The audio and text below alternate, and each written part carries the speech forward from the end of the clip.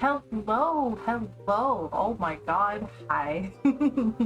Yeah, so we're recording this because I miss our Fragment, and it's a really good distraction, and especially me lately, I kind of need that a lot. So we are going to hop right back into this. Oh, first, let me. I like the sound for this a lot, so we're gonna turn it back off a little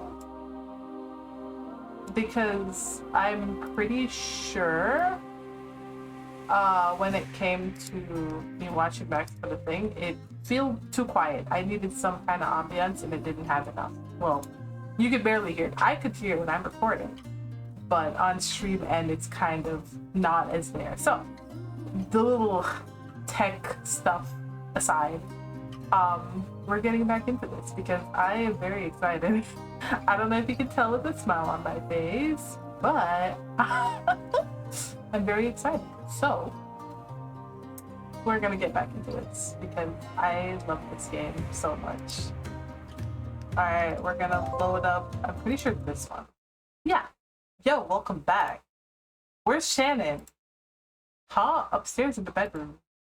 Thanks, talk to you later. Was that a kid? Shannon! Yeah. You burst through the door with more force than intended. You gotta stop doing that, huh? You're out of breath.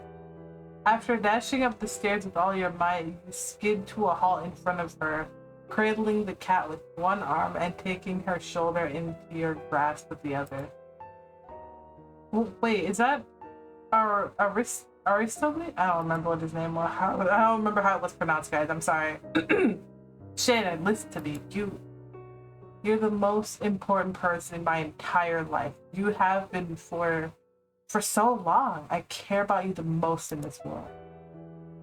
I know these are super cheesy things to say out loud, and it's completely out of my style, but it's true. Shannon, You pause, breathless, when a smile slowly creeps up onto Shannon's lips.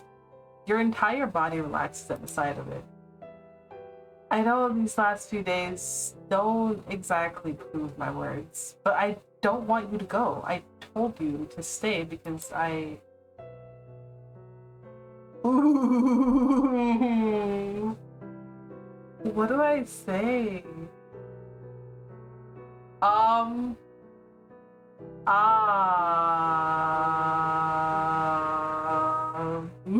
What do I? Panic. Do I tell her? Do I say I love her? Is that what I'm supposed to do? I don't.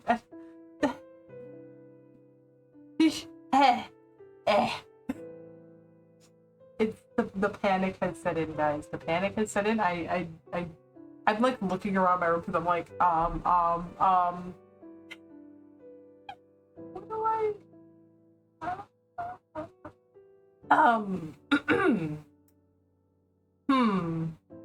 uh, what do I say? What do I genuinely say? Like like, okay, guys, what do I say? Guys, she's pretty. I don't know what to say. I'm nervous. It's like that one meme.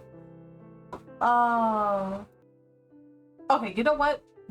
Screw it. We're just gonna say we're just doing it. We're just doing it. I love you. Huh? You're my best friend. You're my best friend. I haven't said those words to you nearly enough. No, I don't remember ever saying them. I was too embarrassed. But I love you, and you'll never be an outcast or a burden to me. Never. Shannon takes your hand into hers and squeezes it lightly. You silly girl, shouldn't you know better than to say I love you with that much force all of a sudden? Sorry. It's okay, I know what you mean. I guess I'll try to forgive you then. What? Huh?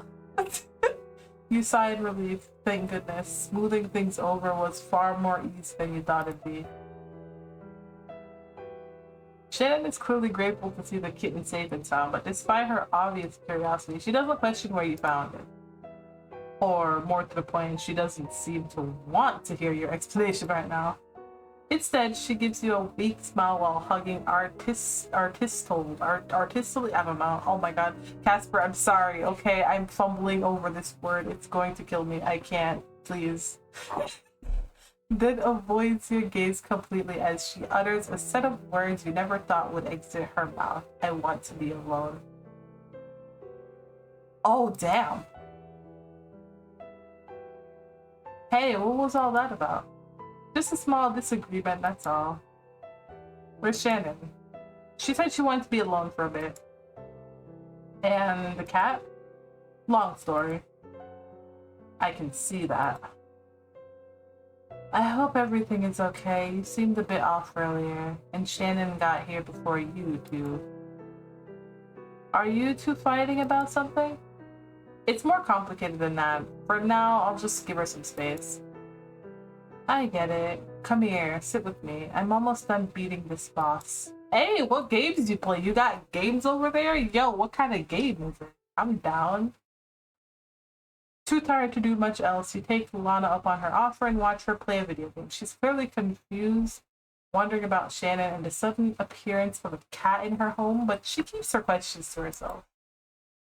Sometimes Lana seems the opposite of Clive in that regard. She goes out of her way to avoid questioning your actions. You're quiet as you watch, and while your silence may not be anything too new, you're still too dumbfounded by what happened earlier to reach out to Shannon.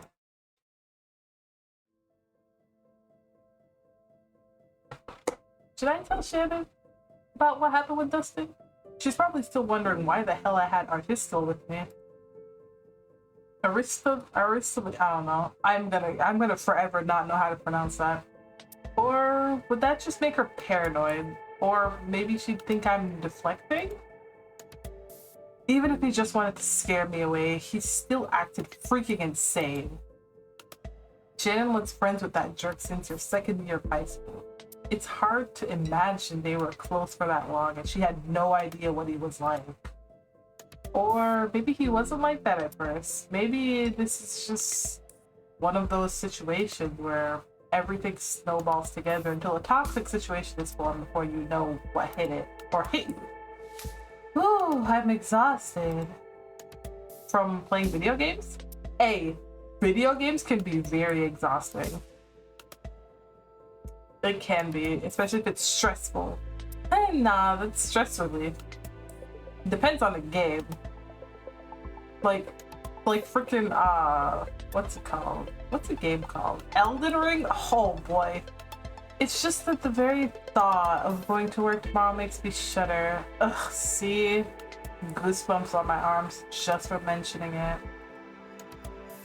But enough about me. Did you at least have a good time at the cafe? Yeah, it was really nice. It was a really nice place. I'm a bit of a regular customer. Oh, look at her. She's so cute. Come to think of it, even after all these years, I haven't checked out all the local hotspots in Pyrrhon. Guess I'm a creature of habit, just going the same places over and over again. Never mind. She chuckles oddly, but there's no trace of joy on her face. What I'm getting at is, how the heck would I manage to get through work without some caffeine in my system, right? Your boss sure takes a lot out of you, even when he's not around. Yup. Maybe I should go back to college so I'll qualify for more job opportunities? Speaking of which, how's studying with Shannon been going? Don't forget about summer classes. I've been trying not to think about it. You're right though, I'd go get the laptop if Shannon wasn't still locked up in the bedroom, or in my bedroom. Maybe you should go check on her. Supper time isn't far off. She has a point. After a few deep breaths to ready yourself, you head up to the stairs and knock on your bedroom door. Shannon? Is she asleep? Oh no, please, please, the warning flags are kicking in. Do not do this to my soul, please. I'm not ready. You listen carefully for some kind of sign, but the sound that hits your ears doesn't come from the bedroom. Water running? She must be having a shower. Please go check on her. You open the door. A sleepy kitten is curled up on your pillow, and sheets of paper are spread out all over the bed. She was studying. Huh? She hardly ever studies voluntarily, and she didn't ask if I wanted to join. Huh? The wastebasket has a few handfuls of wet napkin crinkled up in there. Shannon must have been crying all alone in here. Meow! You give the kitten a pet, relaxing at the sound of its purr. Right, not all alone. At least she had you. Aristidly? I don't know. Oh my god. Somebody needs to pronounce that to me and have me repeat it just so I can know how to say it properly. I'm dumb. Helplessness washes over you like the waves on the beach as you retreat from the room without the laptop. Any appetite you may have had is fading to that same sickly sensation in your stomach again. Is it nausea feeling? Is it nauseous, or is this nauseous feeling a side effect of being attacked by Jasper? Are you being punished for your wound healing too quickly by suffering invisible symptoms instead? Your mind is numb, head is throbbing, and heart is overwhelmed. The supper table where you hoped Shannon would be smiling and chattering like usual is eerily silent and cut short by Shannon hurrying out of the room after she finishes her food, using the excuse that she needs to check on the cat. Even Lana, who barely knows Shannon, is flabbergasted by her actions, and she furrows her brow in deep concern. Lana puts away Shannon's plate in the fridge, then sits down beside you with prodding eyes and a brow furrowed in deep concern. Annie? Yeah? Come on, talk to me. What's really going on? It's complicated. I've been through a whole lot of complicated situations in my life. I can handle it. Come on. She speaks in a tone that makes you feel like she's still looking at the same child she used to read Little Red Riding Hood to all those years ago. Come on, kiddo. You can trust me. Well, after some hesitation, you make an effort to explain things in a way that Lana can understand. The best way you can think to do that is... Ooh, Shannon is jealous of Clive. Shannon's ex-boyfriend is a jerk. I'm still feeling weird since the accident. I don't want to say she's jealous of Clive because I don't... I mean, I could, but we'll just say her boyfriend's a jerk. How about that? What? Shannon's ex cornered you in broad daylight in Purathon of all places? Talk a bit quieter. I still haven't decided whether or not to bring it up to Shannon. Damn right you should bring it up to Shannon. That's beyond creepy. And I bet she'd be really sad that you're avoiding her because of that jerk. I didn't actually say it was because of Dustin, but that assumption might be for the best right now. It isn't okay for anyone to act like that, and the fact that he's rich makes it even more annoying. Ugh. Thank goodness his brother showed up. And I'm glad the kitten made it to his mama Shannon safe and sound. Alright, I get it now, Annie. Annie, here's what you should do. Just lay it out on the line. Tell her every detail you can muster so that she knows you're not keeping secrets from her. You really think it'd be that simple? That I can just tell her the truth and she'll be okay with it? Of course, and I mean it. Tell her everything. Don't leave any details out. She's a big girl after all. A simple statement of, "You're my best friend," isn't enough sometimes. Honesty is the best way to fix this one, kiddo. I guess you're right. Sorry. Don't apologize to me. Apologize to Shannon. Look, don't make the same mistake I did by running away from the people I care about, okay? Try to be there for them no matter what the situation. That one kind of hits close to home. Anyway, who else do we live for if not the people we love? Her sad smile breaks your heart. She's still beating herself up about leaving you.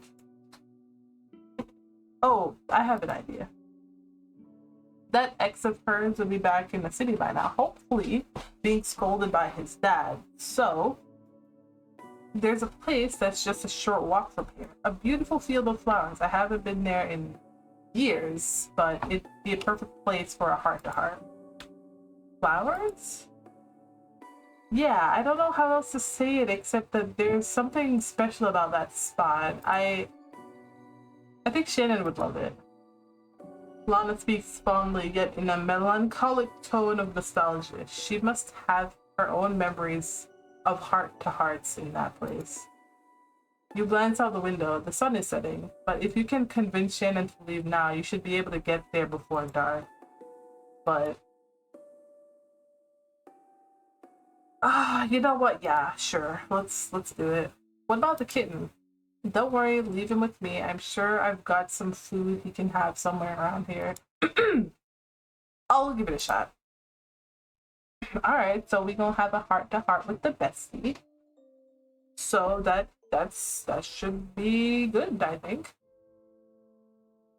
Wow, I never expected to hear you beg for a trip to see some flowers. I just thought it would set the mood. If I didn't know any better, I think you were asking me out on a date. She gives you a smile, a weak one, but a smile nonetheless. That soft expression under the setting sun makes her look more shy than usual. You thought the invitation alone would be enough to spark some light back into her heart. The fact that you can still see the swollen skin around her eyes from crying is painful, though. So, what's up? I feel like the biggest jerk in the world for treating you the way I did, so I wanted a chance to explain it to you properly. And it couldn't wait until tomorrow morning? No, it couldn't. I can't risk you leaving in the middle of the night without giving me a chance to talk it over. Please, it's killing me to see you this way, Shannon. The frown on your face, this isn't like you at all. Come on, let's go. Show me the way. Thank you for giving me a chance. Yeah. She looks so sad. I'm not used to it. It hurts. I ache. She trudges along beside you as you head into the direction Lana explained. At first, Shannon is silent. A silence so annoys you that it hurts. Hey, it really seems that weird to you to see me frown? Of course. You're never like this. That's where you're wrong, Annie. Huh? This is the real me. I just didn't want you to see it. I'm actually kind of shocked you didn't try to force it out of me sooner. What are you trying to say? It seemed like when I smiled, you were able to smile too, and that was enough for me. Oh no. It was enough for me. I was always scared someday you'd call me out on it. Say, Shannon, you idiot, quit pretending to smile. I know it isn't real. Oh, damn. And maybe, just maybe, you'd tell me that's okay. But I guess I'm a better actress than I thought. Maybe I should drop out of school and move to Hollywood. Whoa, what are you saying? I don't understand. I was too selfish to keep up the facade forever. Or, yeah, okay. I wish that I could just keep on smiling for you forever and ever. Ridiculous, huh? You must hate me so much right now. But don't even joke about that. I'd never hate you. I'm a bit caught off guard, though. I didn't realize you were bottling this much up. I feel like the bad endings are going to hurt so bad.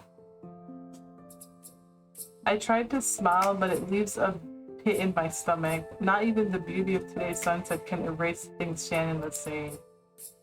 Why? Why didn't you ever talk to me about it? Why didn't you? Huh? You always kept your saddest moments secrets from me. I had to pry it all out of you. That's different. I didn't want you to be weighed down along with me. I wanted you to be able to keep smiling without the burden of my problems. That's genuinely me. like I'll hide stuff from people if I think that it won't cause any pain to those that I'm saying it to. But then, you know, stuff happens where it just doesn't make it better. It's not different at all. That's exactly why I didn't tell you, because your smile, it's the brightest thing in the whole world. I don't see it nearly enough. I wanted to keep seeing it as often as I could. I'm so sorry that I made you feel like you had to be fake around me. Me too. I'm sorry too. Shannon takes a few steps forward, finding a clear spot amidst the flowers to sit. She taps the ground in a "come here" sort of gesture. Wow. Just look at this place. I thought that cafe earlier was the definition of small town charm, but this? Amazing. Lana suggested it. It seemed like she has a lot of memories here. She's the sort of person who keeps things to herself too, isn't she? I don't know about that. She's been pretty open about her problems at work and the way she struggled after she moved to Pyrathon.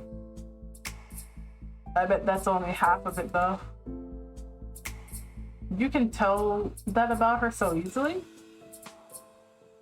Mason from science class is a klutz. And Sherry from gym class has really bad asthma. That's why she disappears halfway through sometimes. I look up that girl Natalia on social media. She's really pretty, but she also has a kind of crappy sense of humor and doesn't seem to have many friends. Charlie is so absent-minded that he misses obvious details really easily. The fact that he noticed you on the street that day was practically a miracle. Your dad is gruff and doesn't show his emotions, like, at all. He's the definition of poorly adjusted. Clive isn't even just shy. He's the awkwardest guy ever. The boy won't even take off his hood because he's clearly got the self-esteem issues of a person carrying lots of baggage around with him. Lana has beer in the fridge, but she said she doesn't drink. She probably had a problem with alcohol in the past and keeps it in there as a test. You, Annie. She turns to face you, staring with a look that pierces through into your soul. You have a traumatic past and can't let go. You think you hide it well, but really you just look like a sad, lonely little girl that could crush under the weight of her burdens. And me? I don't even remember when I started doing this. At some point I realized everyone wanted me to be perfect Shannon LaFay, and so I started collecting a mental list of the flaws everyone else had. That way I could avoid showing them the worst of themselves. That way her face falls, eye contact breaking, and a bitter smile spreading across her face. I look good. Damn. You sit in stunned silence for some time as the sunlight grows dim. Hey, you're shivering. Is everything okay? I'm fine. Is it because of what I said? Do you hate me now that you know how horrible I can be? No, I promise. It's not that. I could never, ever hate you. Not in a million years. You're always going to be my best friend. Nothing will change that. Then what is it? Maybe we should go back now. Huh? Didn't Lana say it's best under the night sky? She did, but you breathe in deeply, gathering your courage. I'm not too sure about walking in the dark. Annie? This is Pyrathon, not the city. I doubt any old people are gonna pop out of the shadows.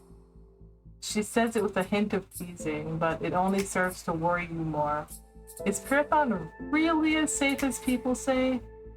It's so quiet that no one even noticed two creepy men dragging a young person into the alleyway in broad daylight. I thought you loved nighttime walks. Yeah, before I learned a murderous monster is out to kill me. Shannon grips your hands and looks into your eyes, begging, desperate for you to finally open up to her. What's wrong? It's... And don't say you're just cold. You're shivering too much for that. The shadows beneath every bush, the terrible nightmares, it all comes racing back when that man crosses your mind. Come on, please. I think you promised me I'd get some answers right about now. You're right. Shannon, listen carefully. I think there's someone out there who wants to... You take a deep breath and try to subdue your shivering. Damn it, you don't know what to mention first, Jasper's intentions or the reason behind them. Would she even believe the reason? I'm getting paranoid because someone wants me dead. The words spill out in a stutter. That explains a lot. You don't think I'm making it up? You're not the sort of person who jokes around about that sort of thing. Of course, that would explain why you suddenly up and vanished from the city in the middle of the school year, and the attack that happened that night. I thought it was random mugging, but it wasn't random, was it? That's why I didn't tell anyone where I went, not even you. Oh my god, no wonder you freaked out when Charlie found out where you live. Oh crap, Annie, I really messed up. I told Dustin where you are too. I know. That creep had some weird men after me. He cornered me on the way back home from the cafe. I wanted to chase after you right after you left, but he... Are you hurt? No. I think he just wanted to scare me away from you. His brother was there too, a guy named Koi. He asked me to bring our wrist to... Oh my god, I can't. To you. Jesus, this is a lot to process. Have you gone to the police? It's complicated. Let's go home right now, okay? She glanced around as if checking that everything is safe. You feel a rush of guilt. Maybe you should have waited until you were safe at home before opening up. Come on, we can talk at home. Nearly the second that you're safe and sound, Shannon scoops you into her arms in a tight hug. I've been acting so selfish. I can't believe I was all worried about dumb stuff while you were carrying the weight of the world on your shoulders. How can you say that so readily? I've barely done any explaining. Shannon soothingly squeezed your arm while the kitten nuzzles into her happily and falls to sleep. At least he's calm about all this. You must look like a mess. What would I do without you? You'd be terribly, horribly lost, I'm afraid. Annie, you really need to get someone else involved. The police could help. But if you're scared to do it alone, I'll come with you. I'm sure Lana would too. You clam up at her well-intentioned suggestion. You want to protest, but the words won't come out. She drops her hand and moves it over to Aristidly, I don't know, to stroke his ears. And you have a feeling he needs the comfort from the kitten right now. Or she needs the comfort from the kitten right now more than he does. Are you raising your guard again? I don't want to, believe me. I guess you're right. I think we've gotten plenty off our chests for tonight. I trust you to return the favor tomorrow. Are you sure? You better not betray that trust. I would never, but thank you. You feel a little guilty that your open and honest session has been cut short. But you can't protest. If she's okay with it, you won't turn down an offer to rush back to the safety of Lana's bedroom. Let's get your sleepy little head up to bed. You'll feel better after a good rest. I sure hope so. We haven't had a really intense heart-to-heart like this in so long. I wonder what it is about Pyrathon that brings us together like this. Pyrathon is sort of weird. You grew closer to Shannon and Pyrathon when you were younger too. But that's not what strikes you as odd about this place. The sheer number of coincidences here is strange. This is just a town I visited once or twice as a kid to go to the beach, but it's also where Lana moved, where Clive grew up, where Shannon's childhood friend Charlie lives. And that run-in with Jasper too? How did he find me here in the first place? There's one thing you know for sure. Shannon deserves everything. You wish you could give her the whole world. Lies. Lies are what fractured your friendship with Shannon. Only truth can mend it. But how much truth should I reveal?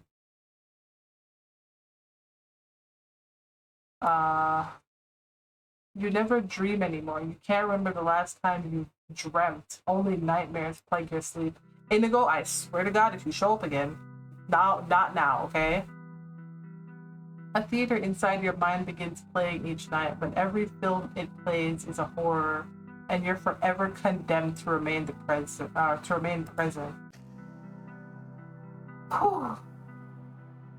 Why do so many of these nightly terrors seem to revolve around water lately? Because it knows I have thalassophobia. I think that's how it's pronounced. When you open your eyes, you find yourself submerged in some dark place beneath the surface of the ocean. You can move, but you can't progress. Your body is fixed in place and your focus turned to the darkness that lurks just below you. Oh, I don't like that. I don't like that. I don't like that. What did I just say? What did I just say? Okay, my fear of the open ocean just no, no, sir. You can't divert that focus. If you try to look elsewhere, you're drawn back as if you'll miss something of great importance if you don't keep staring and waiting. I don't like it. I don't like it. I don't like it. How long have you been down here? How long will it be until your lungs give up and you need more air? The quick glance you manage to make towards the surface before your ears are magnetically drawn back into place, since isn't enough to tell how deep you are or how far you need to swim to reach fresh air. Someone else is here. I can feel it. Oh no, don't do that. A menacing aura shoots at you from the depths, as if by instinct, your eyelids shut and you search the darkness for a silhouette to read. What is that? What is that? Wait, what is that? Hold on. You erupt into a scream. All of your air is lost at once as you gape at the silhouette that fills you with sheer horror approaching you. What? I'm trying to I can't really make it out. Is that, what is that? I can't tell. That's so ominous. I love it. It feels like the presence of someone who shouldn't exist. You are not here. Not yet. You are not here. I sure as hell wish I wasn't here. I can't breathe. Suffocation, an invisible grip trying to keep you still. Movement up above you. You don't know what to focus on first. The grip loosens and you swim desperately upward while thrashing your hands, choking and gagging on the foul-tasting water. Ugh, what kind of water is this? Some kind of Resident Evil corrupted type water body or some shit? What is happening? The glow of the surface above seemed to be getting more distant. What? And what is that? Something else reaching out. Not yet. Be patient. You feel like the strange shadowed hand is beckoning to you instinctively. You reach out towards it. If I'd known it was you, I'd have put a stop to this a long time ago. Huh? Okay. Damn, Jesus. Listen, it don't need to be like that, alright? Red erupts in your blurry vision. Please. That is Shannon. That is confirmed. Wake. The silhouette of a monster with horns takes over everything else. Annie, you can't reply to the one calling your name. The voice seems to be coming from the monster, but you're confused and disoriented. Everything is going black. Ooh. Ooh. Well, Annie, the grotesque scream of last night's terror shifts. At first, you can hardly process the change. Why does the monster sound so much like Shannon? Annie, wake up! I blink. Yeah! You jolt awake and lurch forward into an upright position. Owie, ow, ow. Your forehead explodes in pain and you yelp in surprise, and so does another voice alongside you. The sleepy haze starts melting in response to the familiar voice. Sheesh, you dummy! You look to the side to see her kneeling over to the side of the bed, rubbing her forehead with a wince. So that was the source of the pain. You give your own forehead a rub while she gives you a clumsy smile halfway between pain and amusement. Shit, are you okay? Totally fine. Guess that's my punishment for leaning over you while you're sound asleep. I feel like I just smashed my head into a brick wall. Didn't know your face was that hard. Phew, meanie. Believe me, yours ain't exactly a pillow either. Settling back against the wall, you chuckle at her. Thank goodness she woke me up from that terrible nightmare. But, yep, that's definitely gonna leave a bump. At least the two of you will match. Oh god. Casper, I love you. You look out the bedroom window. The sun looks to be at a different angle today than you've gotten used to seeing upon waking. So thanks to Shannon, I actually managed to wake up on time? Huh. You never thought you'd see the day where the girl who loved to sleep in until noon is a reason you don't sleep in. Were you having a nightmare? Yeah, thank goodness you woke me up from that awful place. Move your big old butt over here. Or move your big old butt over. After shooing you off to the other side of the bed, Shannon curls up next to you with a grin. Aristocally, is what I'm gonna call him, quickly takes the opportunity to join in on the snuggles. Aw, kitty. You smile back at her without much effort. The brightness has returned to her expression too. It's a weight off your shoulder for her to be able to look you in the eye again, and it clears away the dreadful storm clouds from your internal sky. How about you? Sleep well? Yep, no nightmares on my end. The shadow of the nightmare recedes further as Shannon embraces you, softening your smile as you pat her blonde hair. You can't believe you nearly pushed her away in the aftermath of a bizarre occurrences the last few days. How would you ever survive without Shannon? Well, look at Little Miss Popular getting alerts before I even do.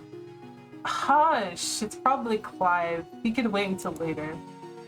It's okay, go ahead and answer it. You sure? Definitely. I have a question. Yes, beloved, what's the matter? Well, good morning to you too. Oh, sorry, hello. I have a question. Ask away.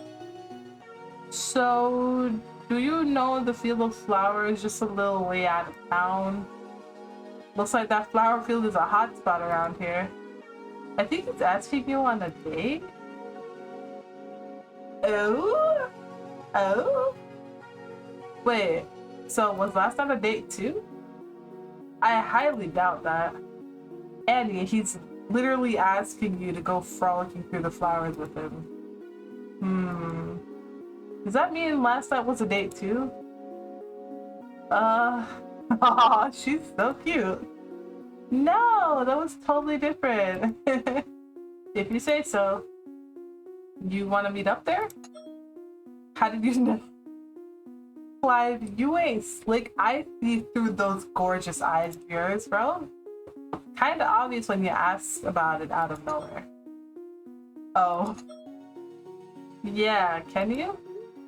What time? I have some things to do first. I was hoping we could go there now. This guy. You can go, I don't mind. But I was planning to spend the morning finally getting some explaining done for you. She pushes her forehead into your hair, burying her face in it. I trust you to make the wait worthwhile. In that case, why don't you come too? Me? But he invited you. So what? I'd rather have my adorable pal Shannon with me. Aw, you're so sweet sometimes. Alright, if you insist, then I promise to be the best third wheel you could ever ask for. Shut up, you dork. You're never a third wheel. Lana's relief is written crystal clear on her face when she sees you and Shannon talking like usual again. Lana practically inhales her minimalist breakfast of buttered toast, saying that she has to get to work early again today, apologizing profusely and telling you to behave as if she's the doting mother of two little children before she runs out the door. You shoot a quick text to your dad to let him know everyone is safe. He responds back with a simple K, the type of reply that makes it hard to read what his thoughts on the matter are. The storm has passed, everyone can sense it, perhaps even him. But there's a nagging thought in the back of your mind. Why hasn't Jasper made another move? Is it possible I really did dream that whole thing up? I don't think I could ever get used to living in a place like this. How are the streets always so empty? You think this is empty? At least there's some people around today. True, last evening it looked like a graveyard, but... She turns on her heel, framing the view of the neighborhood through her hands like a photographer. It actually looks like a pretty chill place to hang. After a few minutes of brisk walking, you're nearly at the edge of Pyrathon where the grassy fields start. The sudden expanse of nature is overwhelming in a delightful way, making the morning feel refreshing even with the sun glaring hotter after yesterday's rain. Check it out! Even this place is beautiful. Ooh, I like it here. Look at that. And we're not even at the flowers yet. I can't believe something like this is practically right outside of Lana's house. If I lived with you guys, I'd come here every single day. And I bet you'd drag me along with you. Darn right I would. This place wouldn't be half as beautiful without my best friend or bestie at my side. As you cross the grass towards the flowers, buildings become more sparse, trees take over in their place. You don't know this area well yet, but it seems far enough distance from the beach. Your entrance to the nature trail, your entrance to the nature trail. You use that as leverage to push away the remaining anxiety still at home in your mind. Shannon doesn't remember, Lana doesn't remember, Clyde doesn't remember. Hell, even Shannon's father doesn't remember. Could Jasper have tampered with all of those memories? Or are you missing something? Yeah. Oops, I didn't mean to startle you. You look a bit spaced out again. My bad, I'm fine, don't mind me. Annie, I know I said I wouldn't pester you about it, but... I know, I get it, you were right. As soon as things are settled down, I'll find someone I can talk to about this. That's my girl, don't worry. You got big, strong Shannon here to protect you from harm. I wouldn't let anything happen to you. I don't know if you can do that when it comes to Jasper though, honey. You let Shannon link her arm through yours without any protests. If anything, you're sure you'd be the one to protect her. But the calming effect that she emits is enough to make you feel safer. Both of you have to stop to stare in bewilderment. Neither of you were in good enough spirits to fully appreciate the majesty of this place yesterday. Butterflies that match the colors of the flowers, flit from one spot to the next. It's mesmerizing. Think it'd be okay to pick some? Please don't. Hey, we were just looking for you. Shannon waves enthusiastically as Clive jogs to meet up with you. His face is tinged red, either from the heat or from his usual nervousness. It's a miracle he can breathe in this hot or in this heat with his head covered in his signature red hood. Like, bro, you can like, you know, you can like drop the hood sometimes, honey. There, you're going to literally give yourself like what's it called? What's it called? I can't remember. It's like right there, but just a heat stroke. That's what it is. Ah, hey, you brought Shannon with you. Well, sheesh, try not to sound too excited. No, I didn't mean. I was just surprised because Annie said you were going home yesterday. Sure, it's some nice weather we're having. You awkwardly cut off Clive's rambling, making Shannon feel like the third wheel is not what she needs right now. Don't worry, I'll be good. No more touching your hoodie this time. Not without permission, at least. Oof, tough crowd lately. This is beyond tense. Clive seems oddly agitated by Shannon's presence. Ah, my bad. I didn't mean to be weird about it. What do you guys think of this place? It's beautiful. I've never seen so many hydrangeas in one place before. Right? His little smile. Look at them. They are literally the embodiment of sunshines right now. I can't. My heart is full. My heart is full, guys. It is full. Clive's shoulders seem to relax when Shannon says that. It's actually my favorite here. These flowers have been growing around this spot for as long as I can remember. Hard to imagine someone like you coming out for strolls at a local flower garden. Well, what can I say? I'm full of surprises. The timing was perfect. Shannon and I were actually planning to come here last night. What? At night? Are you crazy? There are plenty of street lamps around.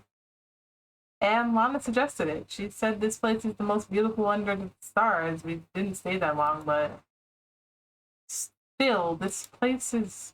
Didn't you realize where it is? Outside of Marathon?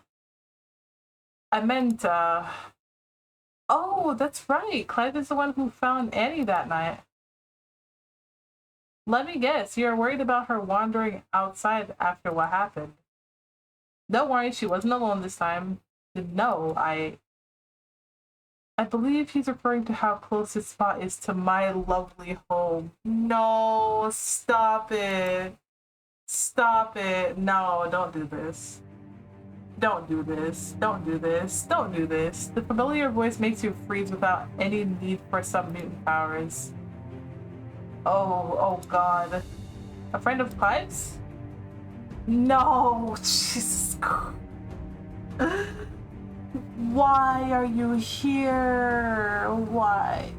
I'm sorry, what was that? What was that line? A friend of Clive's? As you turn to... I'm just trying to catch it. Well, I guess they're just like, nope, no. You know what? We're gonna catch that in recording afterwards. Y'all can always pause and catch it. You know what? We'll just do that because I can. As you turn to face him, your body's movements are slow and mechanical. Shannon and Clive do the same. His eyes are cold despite his smile. Cold and cunning like a wolf preparing to pounce on his next meal. Unless this is what I was seeing and I'm just dumb. No. Wait, you look familiar. Does she remember that now that she's seen his face? Where was it? Right, at the grocery store.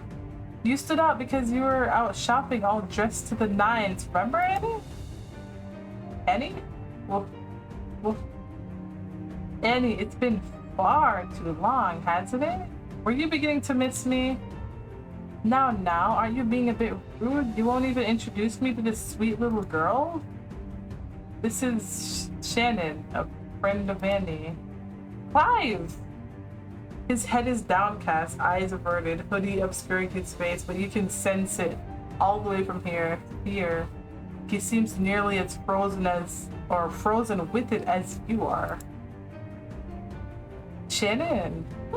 A pleasure. Allow me to introduce myself. I'm Jasper. His hands extend forward, and Shannon moves in to shake it. The close contact between them is what manages to move you from the spot you've been glued to. Shannon, don't touch him. You stay back. Don't get any closer to her. Why? Do you suppose what would happen if I touch your friend? I don't know, but I'm warning you, don't dare hurt Shannon. Hurt Shannon? Oh, Annie, I would never do such a thing. Liar! Who are you? Damn it, Shannon. Your brain didn't register the fact that you've stopped trembling at first, but now you understand you can't tremble. You're frozen. Humans really do have such interesting minds, limited in capacity, but in the best way possible. That's why they're so wonderful. Are you calling me stupid? Don't take it as an insult. Stupid would be a far more fitting word for you, don't you think, Clive? What are you doing here? Aw, come on, the jig is up. No need to play pretend anymore. Now be a good boy and let me handle the rest, okay? But Shannon is here. What are you thinking? So what? Isn't it about time she learns the truth? Oh, no, stop it. Jasper, listen. You don't need to do this right now, dude. Genuinely. I need to tell her on better terms. You can't just do it like this. Even in your frozen state, tears have begun streaming from your eyes. Clive, that scheming piece of...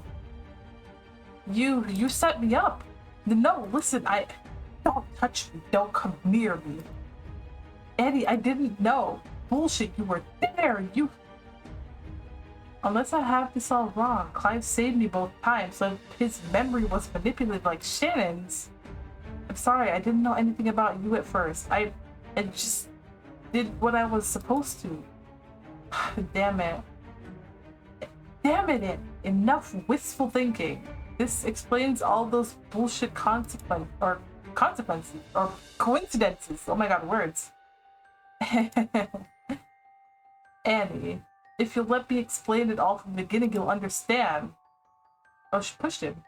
Neither Jasper nor Clive, not even you, were prepared for it as Shannon leaps forward and fiercely shoves Clive.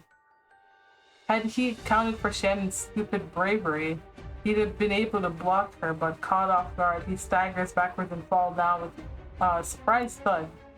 Are you deaf? She said not to touch her. I've got no idea what the hell is going on, but if you hurt Annie... You three are hilarious. I was completely right about you, Shannon. You're perfect. No idea what's going on, but you desire to protect your friend is all you need to leap into battle. Fascinating. Don't dare flirt with me.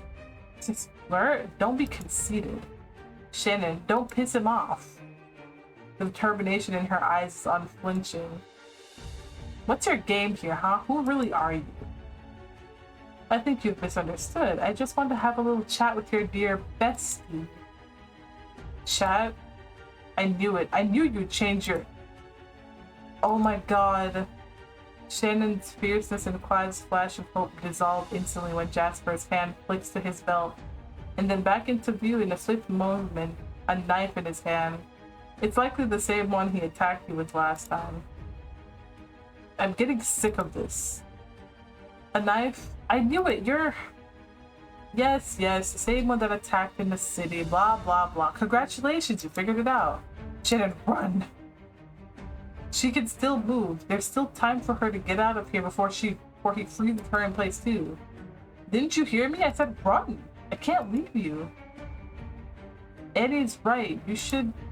Shut up, you dumb coward! Oh, Shannon, I can sense your fear, but come on, take it easy. It isn't me you should fear. It's the monster standing next to you who's been wearing a disguise of humanity all this time. Shut up! I'm not the one who's going around kidnapping people and fucking up their memories. Just get this over with already. Fucking with their kidnapping and altered memories? I'm not the murderer here. You are, and you... I guess that your memory loss was part of your act, Clive. Another lie to make me think I could trust you? What are you... I was really starting to, you know? I was really turning into a stupid fool. Congrats, you almost had me. It makes my skin crawl just thinking about how I tried to confide in you when you were anger and tears. They flow forth in tandem. When you were only thinking about how you could shove that knife into my chest. No. Yes, you've got it. In fact, it was my idea that he befriend you in the first place. Please don't say it. Why not? Want to send Annie off with some hope that you're on her side? Boring, boring, boring, boring. A death with hope still written on someone's face is so boring. Come on, Clive, admit it. Isn't it fun to see their types of expressions on her face? Or these types of expression? You told me so yourself. She barely shows her emotions, so isn't it fun to finally get a taste of what she's hiding underneath that facade? This bitch. Ah, well, that's better. I always did think you were so dull and emotionless all the time. At least when you're scared, you look human. Is he right? Do I really look inhuman? There might be no escape from your fate after all. Perhaps Jasper was right. Perhaps it is his destiny to kill you. But not Shannon. He can have you. He can't have her. Please, I'll give in without fighting. Just let Shannon go. It's not like I want to kill you, doll. That goes for Shannon too. Then why are you doing this? I have to remove this mutant before everyone suffers. Mutant? No, this isn't how I wanted her to find out. I'm sorry, Shannon. This is what I've been trying to find the words to tell you about. What does that mean? It means she's a monster. Enough of this. The sooner I end this, the sooner we'll all be free. What happened? Jasper pulls his knife arm backwards and prepares to slash. Unable to move, all you can do is watch as the scene plays out before you. Is this what they call having your life flash before your eyes? You could see Shannon's gaping expression and hear her scream. You can see Jasper's merciless expression as he aims for your throat. You can see an eruption of red in front of your eyes. Wait, that isn't blood, that's... Huh? Stop. Oh. My hero. Clive plants his foot firmly on the ground between you and Jasper and unwinds his right leg. Oh, damn! The kick is clumsy and probably wouldn't have landed at all if it weren't for Jasper's arms already being in motion, slamming directly into Clive's shoe. The knife flies from his grasp while Jasper cries out in pain and shock. Okay, the aftermath leaves 3 of Jasper's fingers dangling awkwardly, damaged from the impact. What the hell? Cut it out already, just listen to me for once. I know you don't want to do this. You can lie to yourself all you want, but you can't lie to me anymore. Clive, filthy traitor, what do you think you're doing? You're wrong about everything. I've watched her. She isn't a monster. Damn it, you fool. You're weak. You were weak all those years ago, and you're still weak now. Have you already forgotten what these vile creatures are capable of? Have you already forgotten that your name isn't even Jasper? Oh? Wait. Whoa, wait, what? Hold on, wait a minute. Huh? That's not your name. I don't know why you took it from me, but I want it back. What's happening?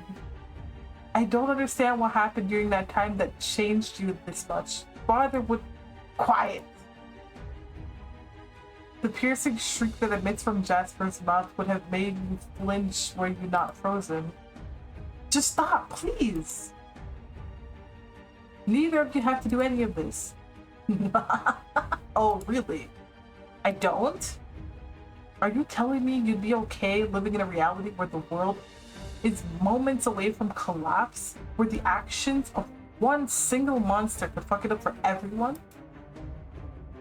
the creature you read about so fondly in fiction should stay on the pages of those books. This isn't cool.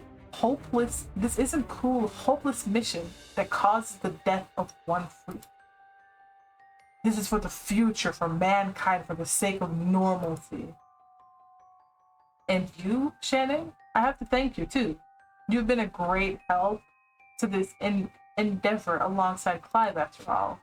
Liar, what have I done to help you? You're a monster. Oh, don't worry, I already know that. As if bored of her already, Jasper turns to your frozen frame again. Come on, doll, let's put an end to this. Shannon doesn't run despite your pleading. You're still unable to move. Right now it feels like your brain is drowning. You can practically see the blue of an ocean preparing to pull you under. But Clive, that stuttering coward who led you to this ambush in the first place, stands in front of him, preventing his approach. You hardly register the struggle going on in front of you. It's a blur, a loud, noisy blur. This feels like one of those nightmares where you've lost control of your body. You're a separate entity now, living inside of Annie's frame. Shannon speaks vague, muffled words through the ringing that takes root, but only half of them reach your ears. Annie, you know he's lying, right? I don't understand anything he said, but I'd never help him. I'd never betray you. I'd rather die than... Of course you know that. You trust Shannon from the core of your soul. Jasper is just playing with your heads, but it's that last set of words that makes the world dim around you completely. She'd rather die? No, you can't let that happen. You're losing control of your body, like one of those nightmares where you're forced to watch from above as horrific things take place, helplessly unable to prevent it. Jasper has managed to overpower Clive with ease, Shannon shouting something to you. A warning, maybe, but a ringing in your ears drowns out her voice. Puriton, so small, so quiet. Does no one hear the commotion? Not even you hear it anymore. Your vision dims. This must be it. This is the end. I wasn't expecting that sound. Annie? It's as if a grenade was detonated and everything around you was caught in its shockwave. Even the horrific noise, though your last thought is crystal clear. Don't let Shannon get hurt.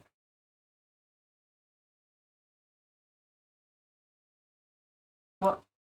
Your vision slowly returns. The sky. That's the first thing you see.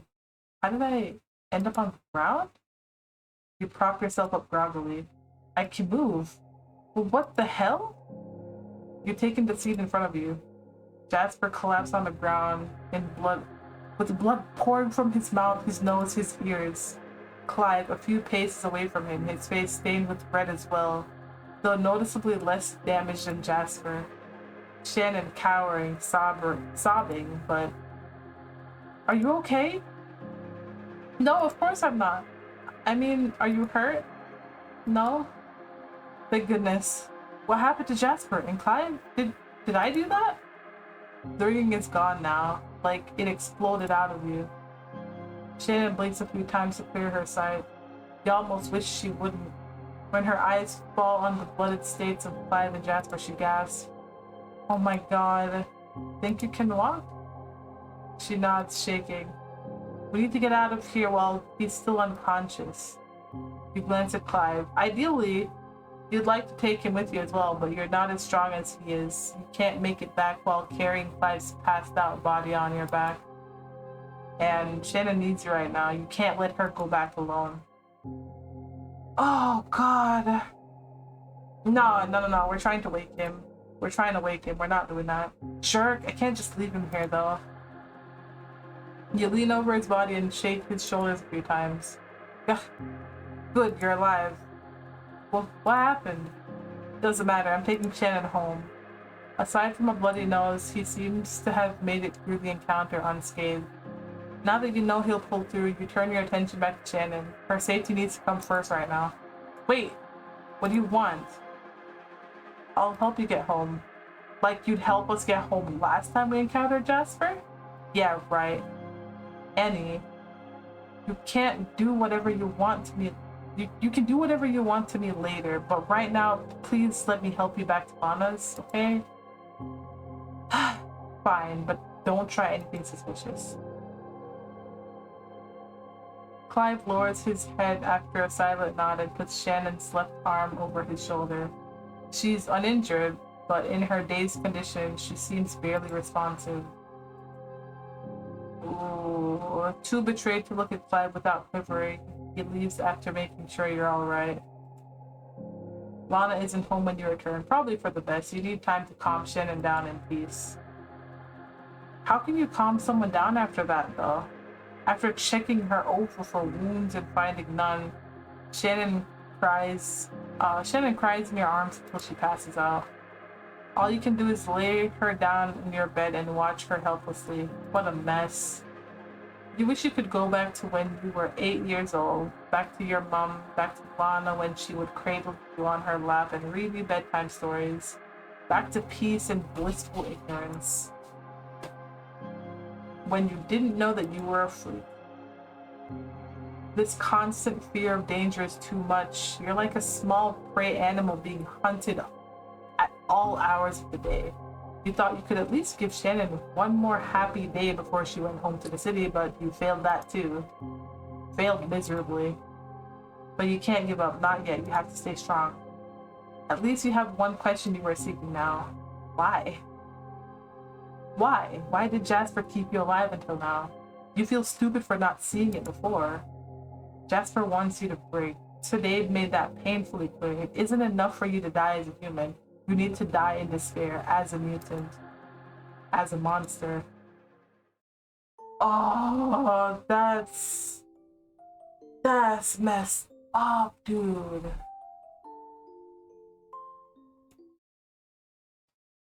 Your dreamless sleep is a welcome change from the norm. It helps to prepare you for what you know will have to come next.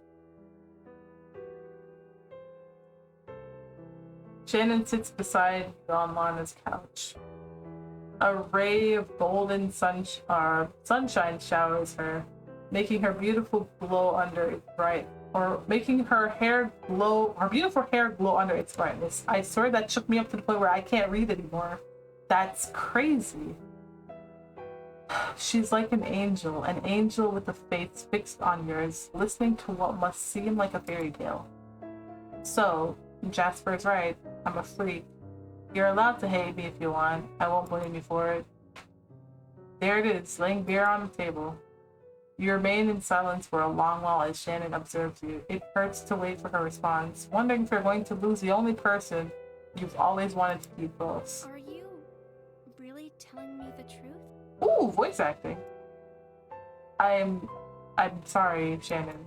Wait, what? Why are you sorry? I'm a freak. I'm sorry that you met me. In an instant, your tears are swept away by Shannon's gentle fingers as she takes your face into her hands. I'm not even gonna lie, I almost forgot that Shannon... Yeah, literally, like, I almost forgot that Shannon had voice acting. Sometimes I forget that all of them have voice acting. That's crazy. A freak? I could never see you as a freak. Don't ever say that about yourself.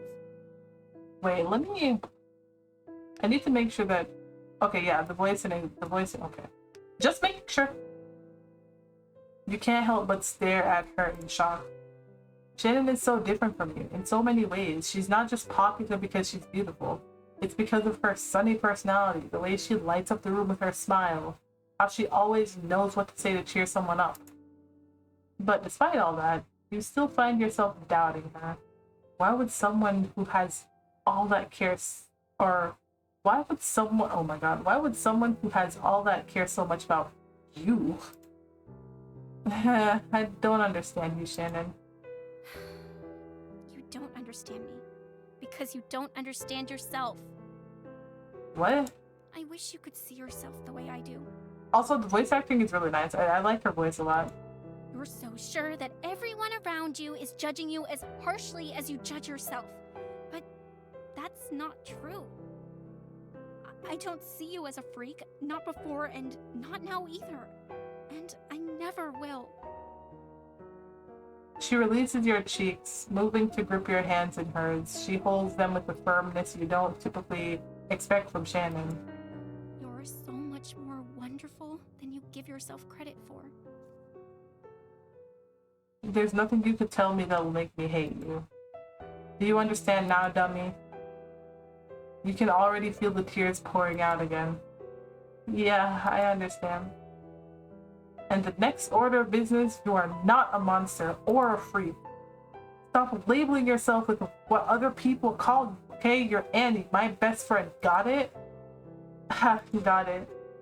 Now promise me that you'll never call yourself a monster or a freak ever again. I promise me. Alright, I promise. I know it's scary to face this, but you need to understand once and for all that you can lean on me. I'm not as fragile as you think. Oh. Jesus. Before she can finish, a thud echoes from the front entrance. Both of you leap to your feet at once, clinging to each other in terror as footsteps approach. Oh my god!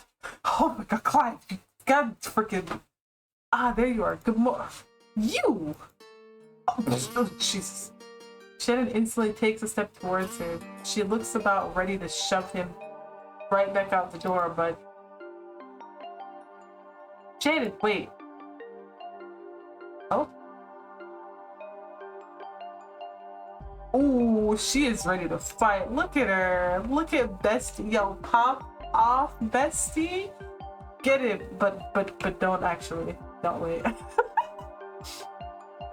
You grab her shoulders. Clive, annoyed as you are, has the answers that you need right now. Or as annoyed as you are.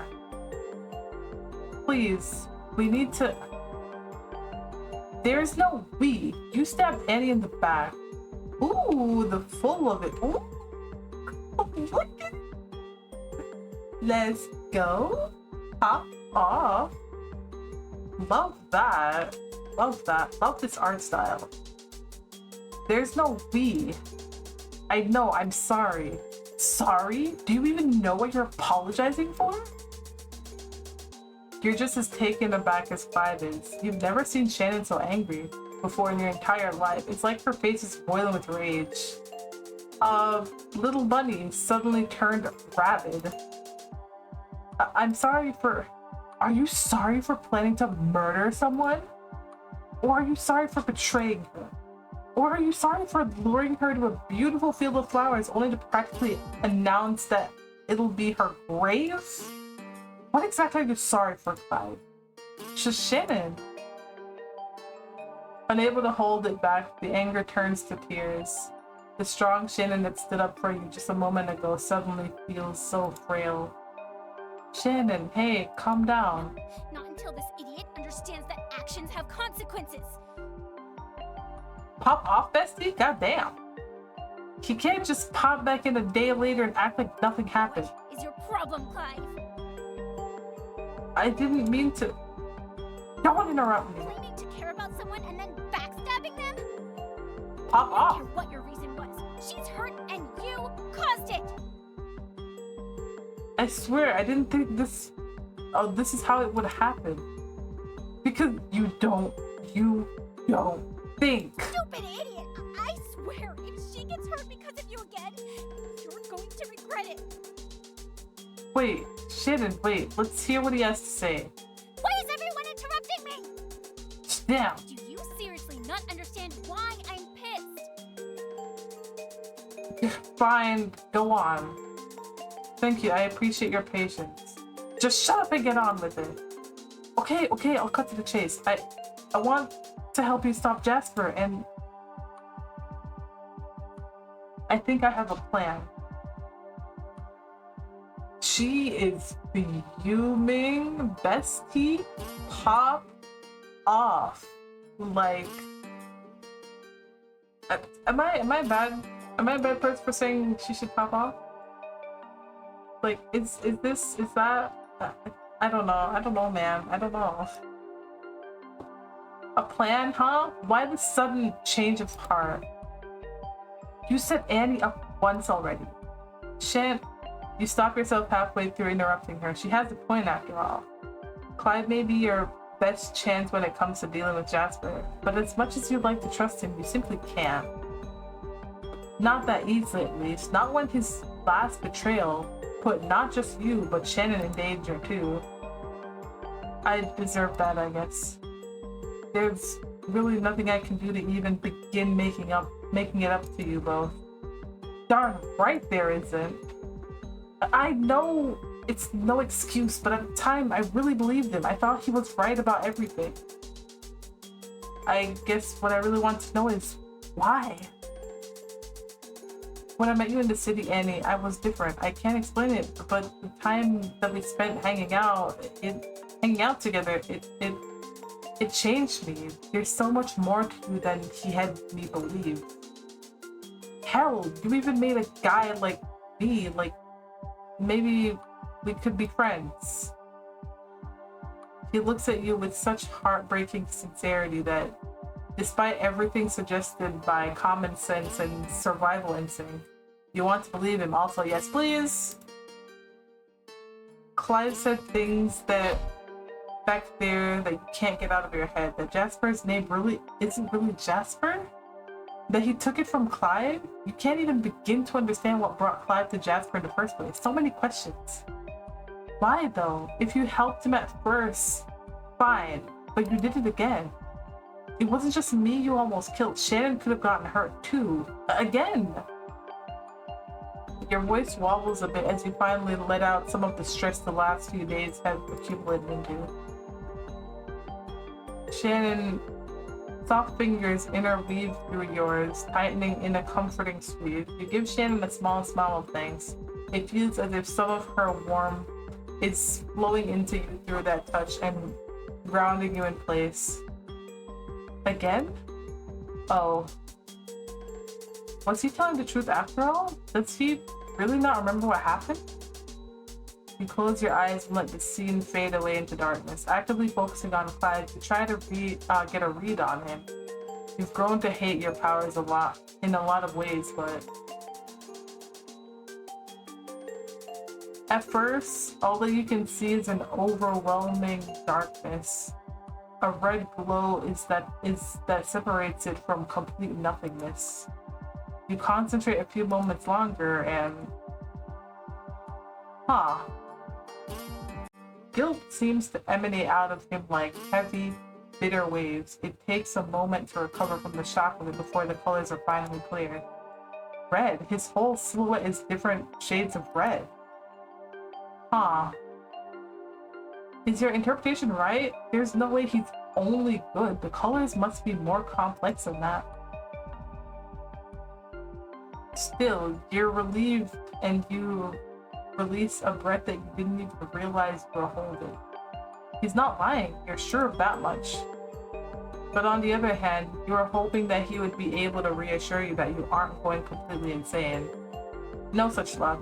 It really is only you who remembers the kidnapping. Never mind that bit. Okay. About yesterday. Shannon wasn't supposed to be there. I already felt awful about leading you there, but I saw how you defended her. You were ready to sacrifice yourself for her, and I was certain Jasper was wrong. A monster couldn't do something like that. His fists clenched at his sides, but the guilt in his eyes is now mixed with determination. Of course, pull him into a hug. We're coming back to that one. Oh, actually, you know what? Actually, hold on. I have to see. Don't say anything stupid. I just can't take it when you look so stupid and sad. Clive stands stiffly in the embrace just as you're about to pull away from the awkwardness, though you feel Shannon joining in on the group hug. Okay, alright, I just needed to see it. I just needed to see it. That's it. I just wanted to see it. It's okay, it's fine. I just had to see it. I believe you. For real? You're not sure who looks more surprised, Clive or Shannon. Aw, come on, Annie. You can't do that to me. It's totally unfair. You know I'm awful at staying angry. Does that mean you forgive me? Or that means you forgive me, Shannon? I guess. For now, I'll be watching you though. Don't think you're getting off the hook that easily. Even as she says it, you can feel both her and Clive relax around you. Broken trust takes time to heal though. You can't be mended with just one conversation. Oh, I know that for damn sure. That shit just, it hurts when it happens, but you just gotta work through it and see if you and that person can eventually, we'll, so yeah, after this point, we'll just save it from here. We'll save that there, right? We'll save that there. How many more spots do I have? Actually, I have a pretty decent bit. Okay, cool. Okay, I think, yeah, alright, cool. Especially when that broken trust nearly ended in tragedy. No, the three of you are not good yet. Far from it. But at least you're hopeful that eventually you may be.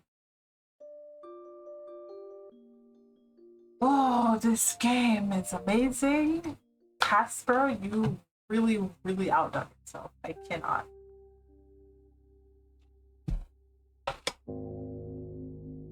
Oh, I had to hydrate. Okay, Annie, you can do this. You're standing in what is probably the only remaining functional phone booth in Pyrathon. Holding the receiver to your ear, a nervous glance to your left is met with thumbs up from Shannon and a nod from Clive.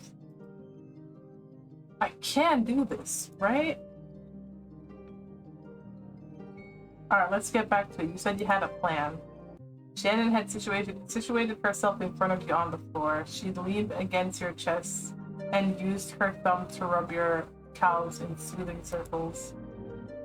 When Clive spoke up from his spot in front of you, you couldn't help but notice that your best friend had put herself between you and him, as if trying to shield you.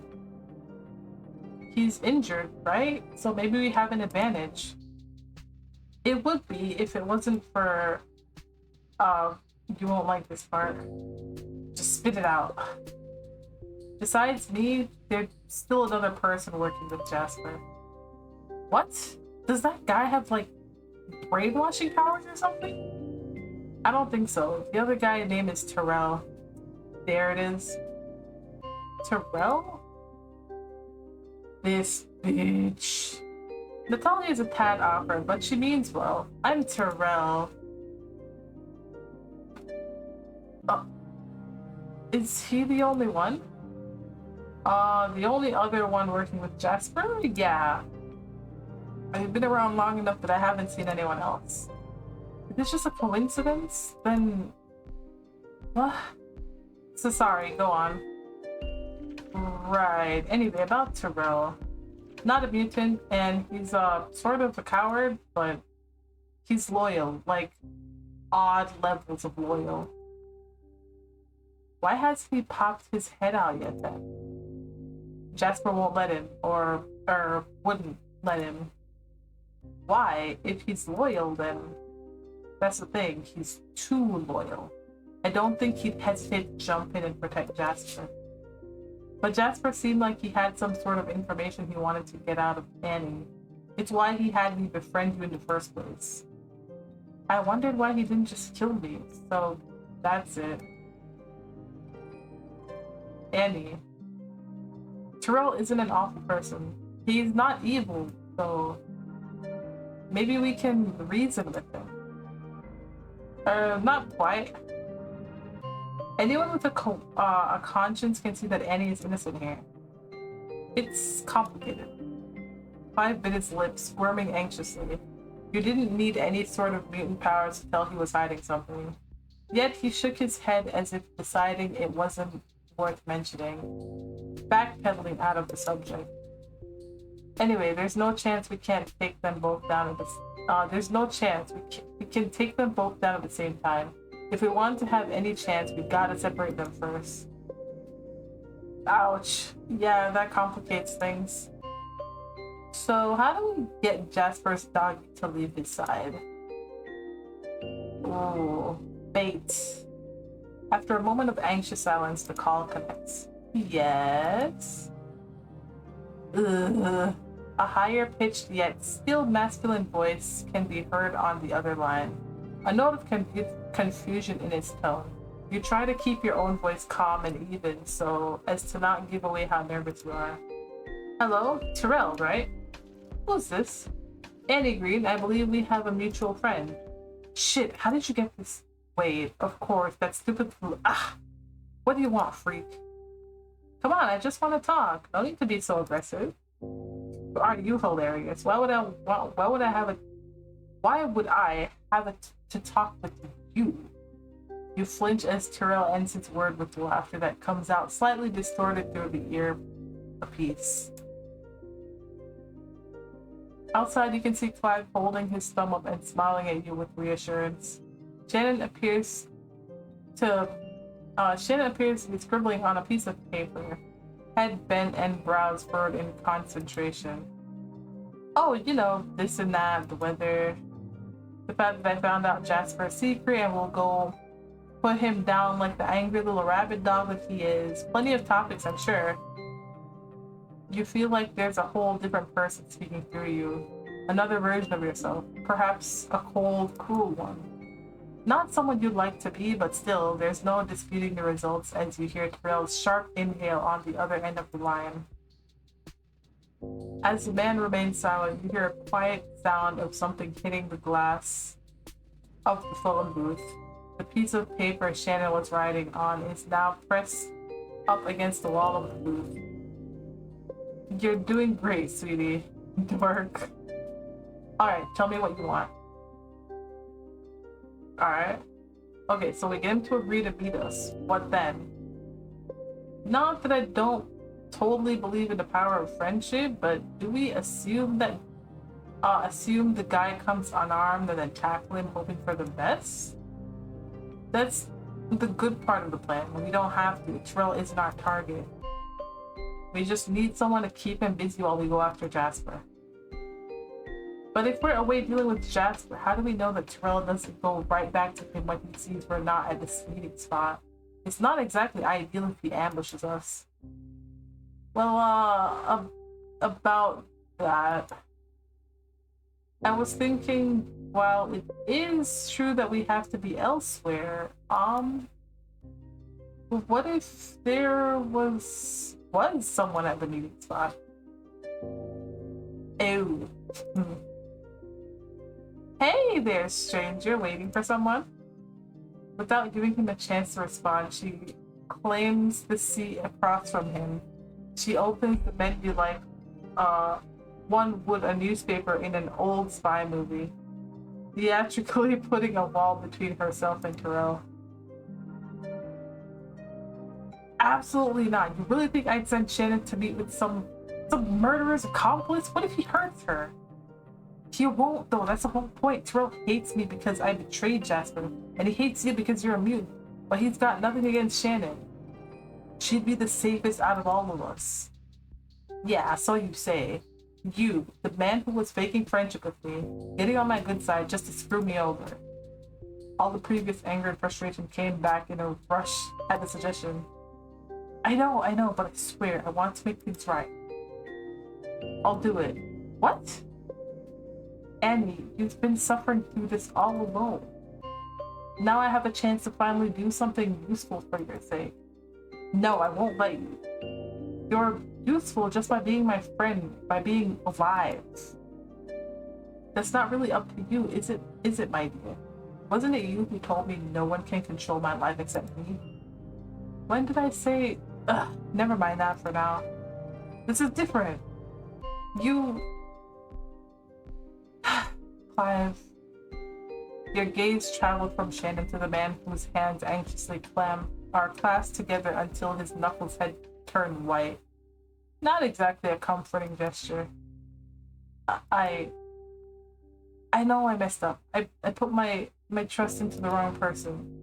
I promise it wasn't just an arbitrary decision at the time. He really, he made a convincing point. You search his nervous face for signs of deception. If Clive's words were truthful, Jasper has at least one other sidekick. Was he really convincing enough to get not just one but two people to back up his insanity? Is that what real humans do most naturally? The topic was explored over and over again in fiction and in reality too. Humans turning on other humans because of their differences. Perhaps Jasper wouldn't have as hard as a time finding like-minded individuals as you first assume. But I can't let anything happen to Shannon. Not again. I'll be fine. The danger level is like 25%. Her voice was soft, but somewhere beneath it, there was a tone that seemed made of iron. Let me waste the minions' time while you two get to have the epic superhero versus supervillain showdown. There's only one way I'd even consider that. Shannon sips her newly acquired drink. It's hard to tell from Terrell's expression if he recognized her as a friend of Annie's or not. I was waiting for someone else. Well, aren't you lucky? I know from a super duper reliable source that you're not the biggest fan of that someone else. And as for me, well, I'm delightful. Shannon extends her hand to him in greeting, only to be ignored. Unperturbed, she raised her hand up, gives herself a high five, clapping lightly. Alright, you're lost. If you want to be a sourpuss, I won't stop you. Fine. Who is he then? Oh, this lovely gentleman? Don't worry about him. He's just here to hang out. She gives her caramel iced coffee another slurp and leans forward, invading the increasingly uncomfortable looking Terrell's hand to the table. Now, let me tell you all about our amazing 13-step plan to stop Jasper and take over the world. You're sure you can trust this coy dude? Isn't he connected to someone who... Are you one to talk about who I should and shouldn't trust based on who they're connected to? Exactly. Coy had a weird pink glow around him when we met. I thought I was imagining it back then, but I have a hunch that he's trustworthy. He seemed really naive. I wouldn't want him to get anywhere near this. Maybe we can get him to lend us his med? I'll look super mega suspicious if I show up with two big old buff dudes that recently got kicked out of that place though. What if you just borrow one of them? It'll look less weird. If it will get Annie on board, I don't mind having an entourage. But there was another benefit to the idea too. Aside from being Shannon's bodyguard, it could ensure something of grave importance, that Shannon stays where she's supposed to be. Let's say it all goes well, and Jasper's alone. How do we even find him? I got that covered already. Did you put some kind of tracker on him? A microchip implanted in his sleep? No, I didn't actually think of that. How could I get a microchip? Wouldn't he notice? You stifled a laugh despite the seriousness of the situation. A red blush splashed across Clive's inner stern. Oh, you were kidding. I knew that, just going along with the joke. Anyway, there's this place out in the Purified Nature Trail, the really old abandoned shack. He presented it as new information, but you already knew exactly what spot he was referring to. Come on. Clive motions to you quietly, the two of you stealthily approaching the creepy old building. Looking at the worn down state of it now, can't help but wonder how Jasper found this place and why he chose it as his base of operations. There's no other similar building in sight, just one lonely shack. You can't see any movements happening through the windows, but as you look closely, you notice that shadows of one of the visible walls shifted ever so slightly once in a while. You pointed towards him, hoping Clive will understand what you're trying to say without needing to speak and give away your position. Will he still be there though? Shannon asks that while raising her hand like a student signaling to the teacher that they have a question. Since Jasper knows you betrayed him, he must also know that the regional headquarters of Evil Scheming Inc. is compromised. If he's smart, he'd just move by now. Good point, but he won't. Why not? Because he has a bond with that place. And because he doesn't like going outside during the day. Like a vampire? Or not like a vampire. I think he's scared. He doesn't want to run into a regular human that isn't involved, because if he would use his powers and hurt them, then something Jasper had said flashed into your mind upon hearing that.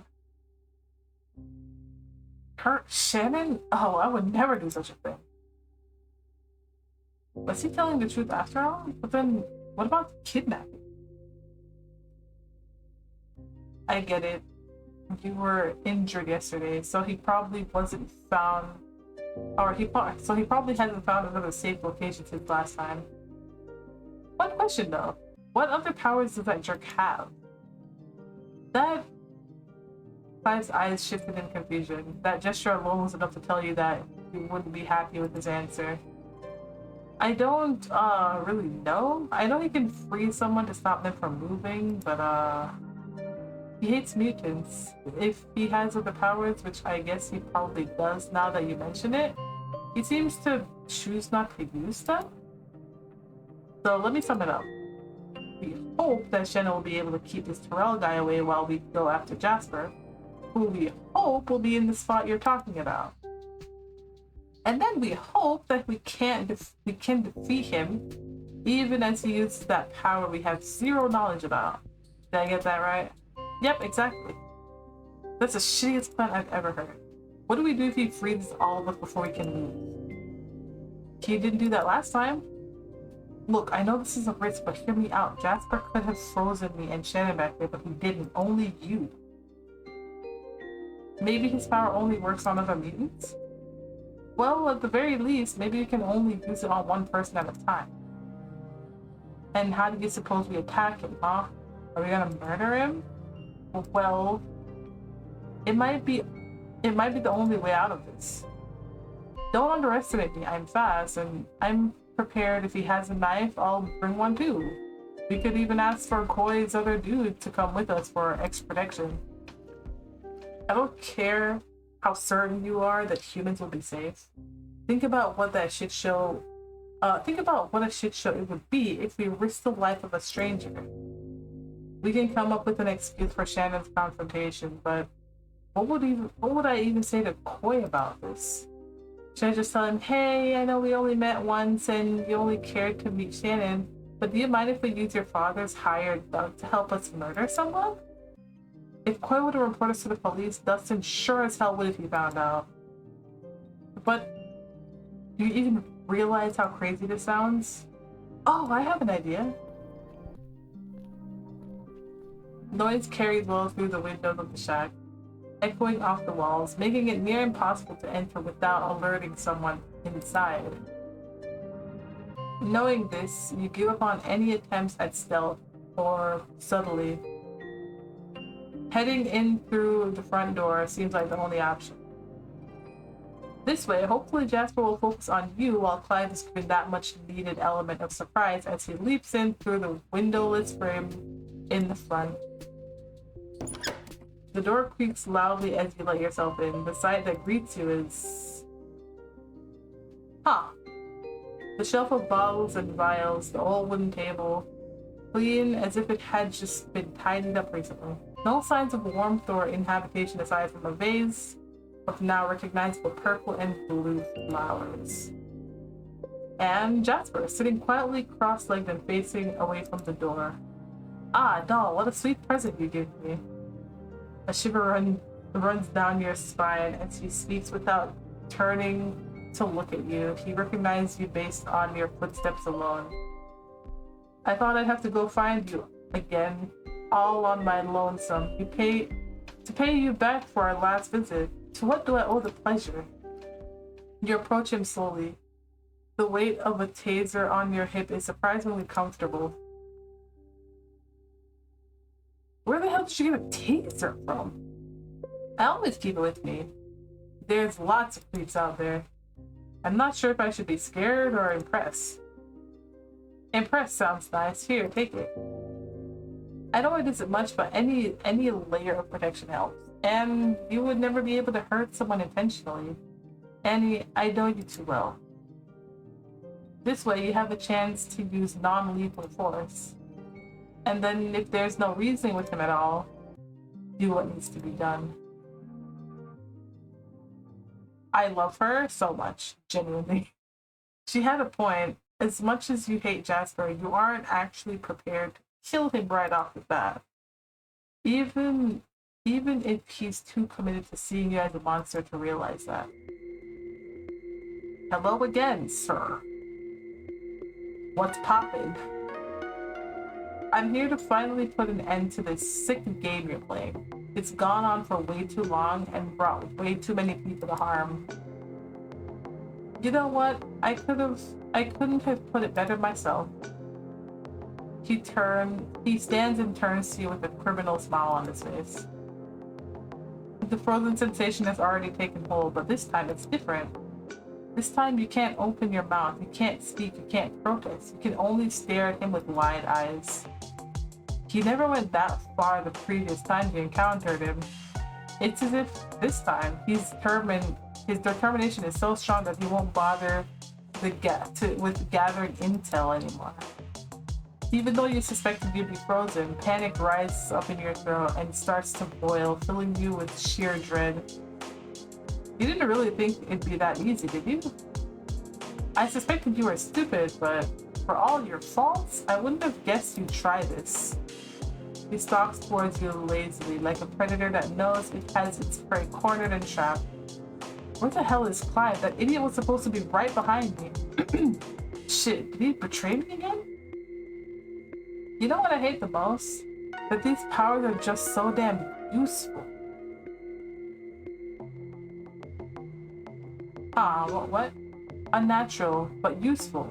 Enticing enough for scientists with not a shred of normal or morality or loyalty to their fellow humankind to be willing to sell their souls for. He speaks with clear disgust, so obvious that it almost seems to emanate from his body. There it is. There is the color of anger and hate and just evil. Because you are an evil bitch. Is it? You blink your eyes, one of the few things you can still do, trying to clear away the fog beginning to form around him. But it's stuck in your line of sight. Imagine them in their labs now, lying to themselves that they're doing the right thing, telling themselves that they are creating gods when they're really creating monsters. Never stopping for a moment to think what misery like you and I are destined to bring upon this world. Great old fools, every single one of them. Like your mother, she was a scientist, wasn't she? Damn it, leave her out of this. That's enough. He came after all, your eyes sting. Though you're not sure if it's from tears of relief or of anger that from Jasper's words. He certainly does know how to provoke someone. It's not Annie's fault and you know it. Even if those scientists messed up, that's not on them. That's on them, not her. She didn't ask to be born like that. And just having them doesn't make her a bad person. Ah, Clive, the dog coming to defend his new master from his old one. How touching. You know what? Fine. If that's how you want to see it, I don't care. I used to think you were so important, always right, but I was an idiot. Annie is good, better than you'll ever be. And I'm not going to let you hurt her. Without warning, Clive lunges at Jasper with the knife in hand. Even Jasper didn't seem to see that rush of courage coming, and he staggers to dodge out of the way, only partially succeeding. Well, how about that? Clive's momentum carries him forward until he stumbles and loses his balance. Jasper seizes the chance to kick him in the leg. As Clive falls to the floor, you see the flash of something metallic in Jasper's hand. You have that much faith in her, then? You're that certain she won't wake up one day and realize how easy it'd be to use her gifts to screw up the lives of those around her? Are you sure she hasn't done that already? Yes, I trust her. Pity. I don't. Unable to warn Clive, you watch in silent horror as Jasper's blade sinks into... No! Oh no! Don't be a baby, I didn't hit anything major. You'll be able to walk for a bit, but apply pressure and you'll be fine. After all, I don't know what will happen yet if you die.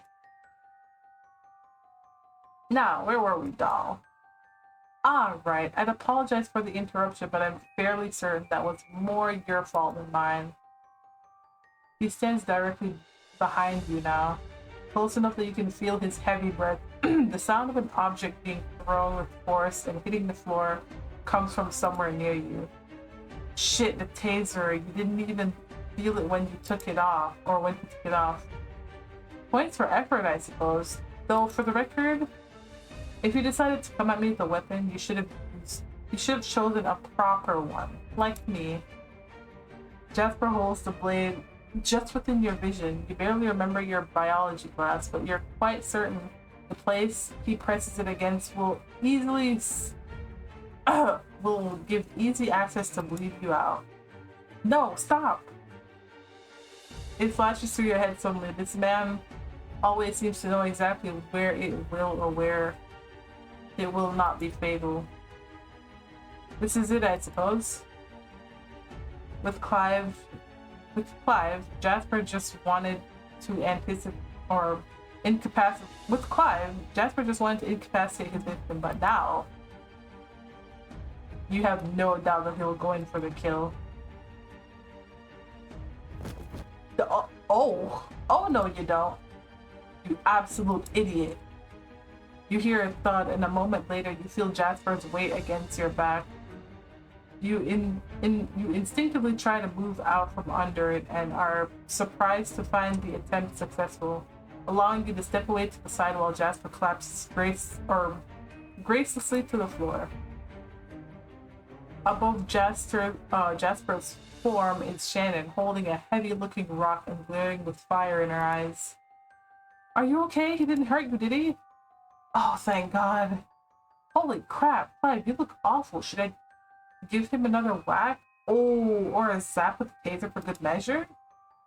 Annie? You just saved my life. Not that you're ungrateful, but what in the world are you doing here? You're supposed to be safe and sound, away from all of this. How'd you get away from... Oh, his eyes! What happened to his eyes? Oh no. Bro's eyes, dude. What? Alright, I admit I didn't see that one coming. Jasper somehow manages to pick himself up from the floor and sways from side and side unsteadily. His hair is wet and blood trickles from his neck. Damn, she whacked him good. Look at his eyes though, Jesus. Is this the thanks I'm getting then? For trying to save you? For sacrificing everything just so humanity could sleep safely at night? With no monsters under the bed? Jasper has never been the poster boy for sanity, but he's never looked quite this unhinged. Oh my God, I'm sorry, I can't get over his freaking eyes right now. Dude has lost it. For all his many problems, you always got the impression that Jasper was decent at putting himself together. Charismatic in a way that would have been charming if he weren't also a murderer. Not so much now though. It's like whatever chains were holding him back before are gone. I mean, His eyes alone are an indication that man has gone over the deep end and there's no coming back from it. And the thing that they've unleashed might be even more terrifying than the Jasper you've seen up until now. Oh no. Jasper, I guess I should have known better than to expect humans to be grateful, huh? Fair enough. I get it. History should have taught me better. This one's on me. Lesson fucking learned. Oh. In the time barely long enough for your heart to beat, Jasper grabs Shannon and throws her against the wall. His movements are so fast that you can barely follow them with your eyes. They're inhuman. Shannon! Fuck it then. He holds Shannon by the... No! Hand wrapped tightly around her throat, her legs dangling in the air as she wheezes to catch her breath. No, please! If it's a monster that you want, then hell, I'll give you a monster. Stop it! No, no! Oh, Jesus. As terrified as you were when it was you whose life was in Jasper's hand, you at the very least knew that everyone else was safe. That, after killing you, Jasper would be satisfied. All of your plans were based on Clive's assurances that Jasper wouldn't kill or harm a human if he didn't have to. You try to run at him, but you can't. You're frozen again, though Jasper seems to have given up his total control and can still speak. Shannon is dying. You can't possibly move fast enough to prevent him from causing permanent damage. You can't do anything. You failed her. For a moment after you close your eyes, there's nothing, just darkness. But it doesn't last. Oh, this is a little bit less ominous than the last one. What? Colors begin to flood forth into your vision. Colors and attach to them emotions. Oh, this is changing. Behind you is Clive. There's that signature trace of guilt in him. But right now, it's overshadowed by hopelessness. He feels useless, and you can't help but feel empathize, Ooh, that's pretty! That's kind of pretty, though. It's like a little galaxy going on. I'm sorry. I need to focus. You let it wash over you and acknowledge it along with the physical pain before moving on. It isn't that you don't care about him. Truly, you do, but... Shannon, as always, surprises you. You would have expected her to feel afraid. Oh, hers is nice too. It's like the ocean that, it's like the ocean that we saw earlier. And to be fair, she's terrified. But not of her death. She's scared of you. What? For what will happen to you once she's no longer there by your side. Oh. You don't understand why. I was never afraid of dying. You're certain those words aren't being said out loud, but they hit your ears clearly. I always knew I'd die, because dying is part of being allowed to live in the first place. Just like Mama. Mama? But Shannon's mother is still alive. My life has been good. It was happy. I wish it was a bit longer, but I wish I spent more time with my mama when I was able to. I wish I was able to travel around the world. I wish I told Annie that Isn't it fascinating? To only realize something was in your heart the moment it's being ripped out, breaking apart. Needing to get away from the absurd agony of a possible future that you never considered being taken away from you. You shift your focus away. It only moves a small distance, but the contrast is staggering. Jasper's hatred is somehow even more overwhelming. This time enough to push you to your knees, had you not been frozen in place. With Shannon and Clive, it felt like listening to music. They both had a tune associated with their inner selves, emotions that mix together and weave like the notes of a song. Jasper, though? Ooh, what is, I mean, that still is kind of pretty, but an ominous kind of pretty, you know what I mean? Like, it's gorgeous blended together, but he's also trying to kill me, so it's like, it feels like nails scratching the chalkboard of an empty class, echoing there's hate and nothing else. It feels wrong. Ooh. We're looking more deeply. Jasper points up, wait a minute. You go deeper even though it feels like deliberately putting your hand into a fire. Your instincts scream for you to stop, but you ignore them. The place where hatred ends is surprisingly easy to locate. It's not even that there's a lot of anger, but rather that its hostility was intense enough to break anything else away. Because the place where it ends is like the edge of an abyss. You approach its edge, looking down at the swirling nothing beneath. What is that? Swirling abyss. You jump off the edge of the abyss. Ooh, okay. I see. And you jump in. When you open your eyes, it's like no time has passed at all. Shannon's mouth is still open in the exact same attempt to inhale. And yet so much has changed. Enough! Enough? Enough? Are you still under the illusion that you can escape fate? What are you gonna do? Cry? I said enough. You extend your hand, not physically, not in your frozen state, but in the same way you would close a non-existent pair of eyes when reading a person's heart, something that can't be seen. And then you let go of everything. Every single worry, pain, hurt, all the emotions you've been holding back to hide the burdens from your loved ones. Even when it began slowly crushing you under its weight.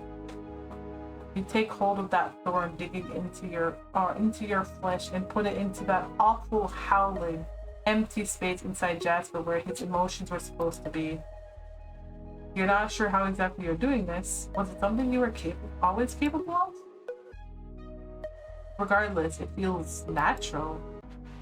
Oh, something hit him. His grip on Shannon's throat slackens, both of them tumbling to the floor, and Shannon's gasp for air. Oh, he's normal, I guess? What have I done? Oh. You immediately rush to Shannon's side as his grip on you loosens. She offers you a weak smile. Shh, I'm okay, don't cry. I didn't even notice. Are you really alright? Yep, maybe a bit bruised, but nothing some rest won't fix. Let me help you up. Do you think you can walk? Oh, please, don't get cocky with me. I could beat your butt if I wanted to. Of course, never should have doubted you. You offer her a hand anyway, and she wraps an arm around your shoulder for support. Despite her big talk, it is clear that her footing is unsteady and she winces in pain. Shannon looks down at Jasper. He lies on the floor, curled up into a fetal position. You can't for the life of you make out if he's conscious or not, but he appears to be breathing and physically unarmed. Mentally, not so much. What on earth happened to him? I'm not sure. I've never been able to do something like that before. But his heart, it was like an empty, shattered void. You can't stop yourself from wondering if this will be the tipping point. You still have no idea what happened to him, but regardless, you are the one who did this. And you are the one who almost got her killed. Impressive. You're pretty tough, aren't you? For a moment, a shadow passes over her face while she looks down at him. It passes the moment she meets your eyes. Your kind, warm sunshine. Do you think he'll stop bothering you now? No clue. I don't even know if his state will be permanent or not. Thank goodness it all worked out. I was worried when Clive called me. I'm sorry, when Clive did what? So that is what he was doing when you thought he'd abandoned you again. You nearly get whiplash from the speed at which you turn to face him. He's ripped off some fabric from his shirt, and it's working to wrap it around the wound. He waves at you awkwardly. Oh, I mean, when my epic princess powers tingle and let me know that you were in danger while also providing me with the exact location? I'd say sorry, but it kind of ended up saving us all, so... Clive, your freaking face! Don't make that face at me! You little... I know, you could scream at us for taking a risk later. Damn, that's crazy.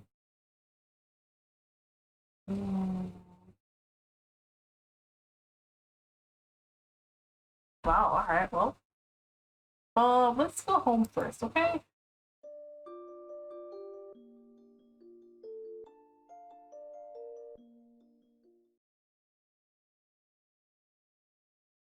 Well, your dream that night is strange. So realistic that it's unreal. Ooh, update.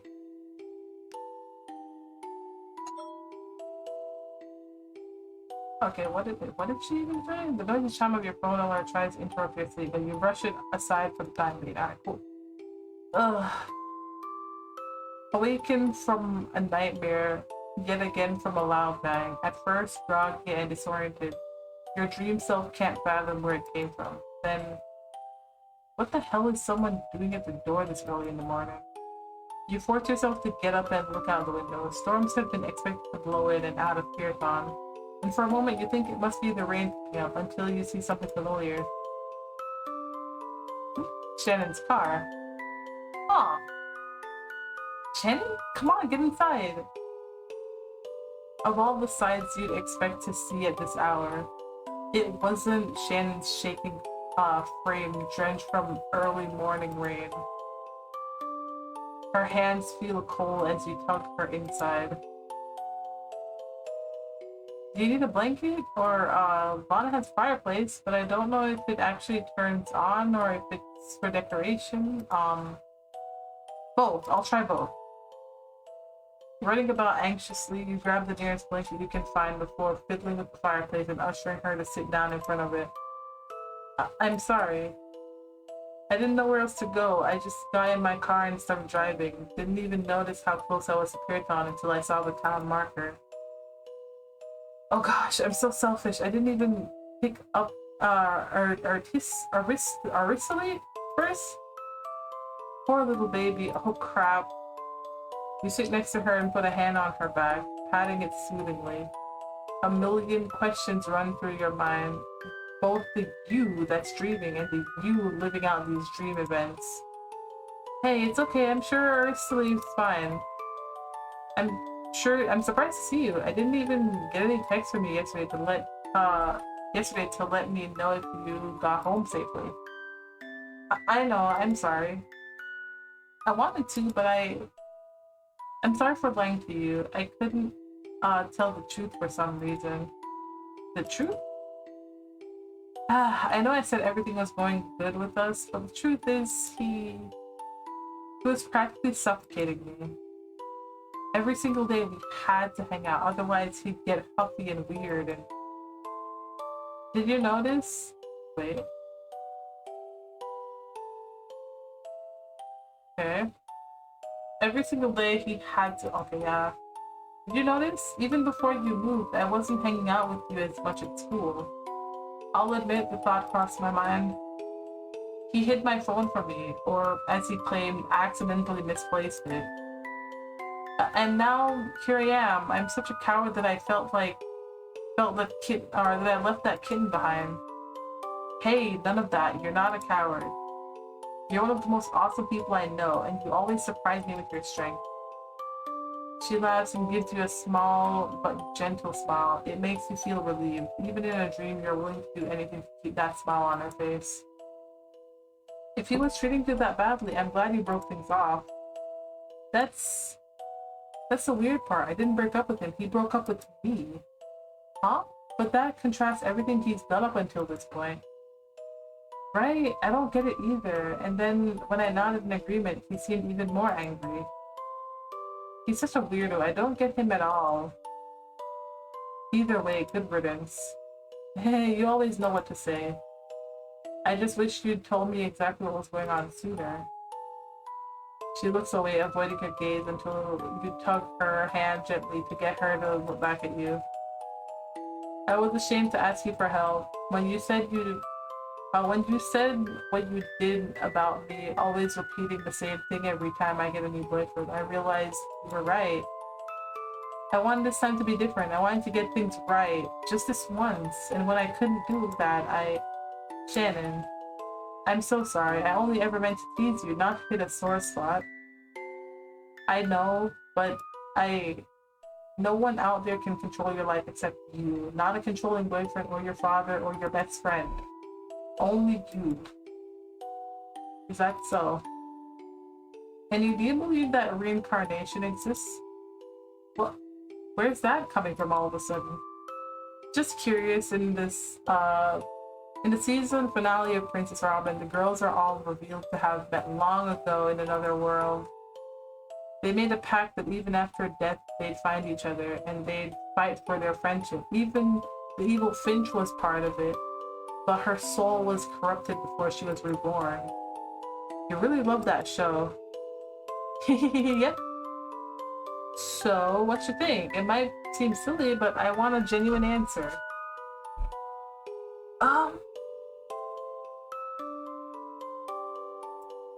I don't know. Why do I think it exists? I guess anything's possible. I never really put much thought in it. I guess possibly? Whoa, not the answer I was expecting. I guess I just feel like you and I have been on an adventure like this before. Maybe not this exact adventure, but something similar? Oh, you're so cute. I wish I could talk it over with my mama. I feel like she'd know what to say. You can go visit her. I'm sure she'd love to see you. Yeah, I'm sure she would.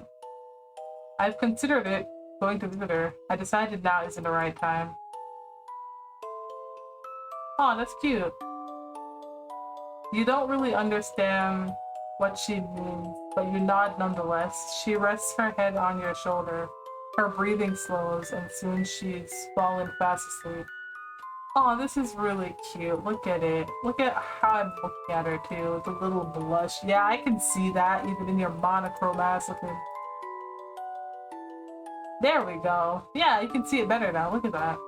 The dream ends there, yet somehow you get a feeling for what happened next. You use your free hand to check your phone first. It was a note from your father warning that he might be out of contact for the day. Lana woke up and helped Shannon get some time off school by convincing her father she was part of a study group. Shannon curled up in your bed and rested a bit longer. You met up with Clive to return his walkie-talkie, but spent the whole time checking your phone anxiously, making sure you didn't miss a text when she woke up. You brought your stuffed animal down to the living room and gave it to Shannon to squeeze, while you binge-watched Princess Robin, and she seemed happy again. But that was the day you rescued her from Jasper. That isn't what happened, is it? You don't know anymore. When you saw Jasper lose control, it was like his mind itself was fragmented somehow. He must have not always been that way. Did his mutation make him lose his sanity? Will you lose yours too? Are you already losing it? Damn, that is deep. Oh, downpour subsiding. Oh my goodness. That's crazy. Alright. The first thing you did in the aftermath was get Clive to the nearest hospital. But you couldn't block all of it out. It was also noisy, so overstimulating. Lights that were too bright, a child wailing down the hall, intermittent beeps from various machines. After everything you've just been through, your head throbbed from the sensory overload. Your eyes stung from exhaustion, but you couldn't rest. Not yet. I love the music that they put in this though. The place smelled of bleach, unpleasant and uncomfortable, but by the time the doctor and nurses had finished treating Clive's injuries, you had at least managed to block out the smell. Good thinking, putting pressure on the wound. I'm going to prescribe you some pain medication, and I want you to be putting a tropical cream on it every day to prevent scarring. You got very, very lucky. As bad as this looks on the surface, the stitches and medicine should be enough to prevent it escalating to a serious infection. I'll also want to keep you here for observation. Whoever did this seems to have an intimate knowledge of where and how deep they can go. I don't mean to scare you, but it's something to keep in mind for your police report. Police report? You will be contacting the police, right? This is a serious matter. Of course. Thank you, doctor. I'm exhausted. You should rest. So should you. Don't worry about me. You and Annie should head home. Annie? I can't believe you did that. The only reason I agreed to this was because I knew Shannon would be out of harm's way. You lied to me. Again. It all turned out fine though, so... Fine? You're badly wounded and Shannon nearly died. Not to mention how wrong you were about Jasper. You said this couldn't happen. Hey, deep breath. I swear I wasn't lying, not about Jasper at least. He isn't supposed to do that. I was so sure. She was supposed to be safe. There wasn't supposed to be any danger involved. It's hard to keep drilling someone angrily for answers when they're laying in a hospital bed. Man. So instead you decided to let answers come without on them. Shannon spoke up first. She confessed that when Clive called her while she was with Thrill, she slipped away to lie to the cafe worker with the claim of him behaving strangely. Careful, your face is gonna get stuck that way to keep it up. Not to mention the barista's giving you one heck of a glare right now. You wouldn't want to look suspicious and have someone assume something weird is going on, right? That could get messy for you and for Jasper. Just cut to the chase. We found a way to overpower that master you're so obedient to. Annie is nice, so maybe Jasper won't die, but it'll be the end of him.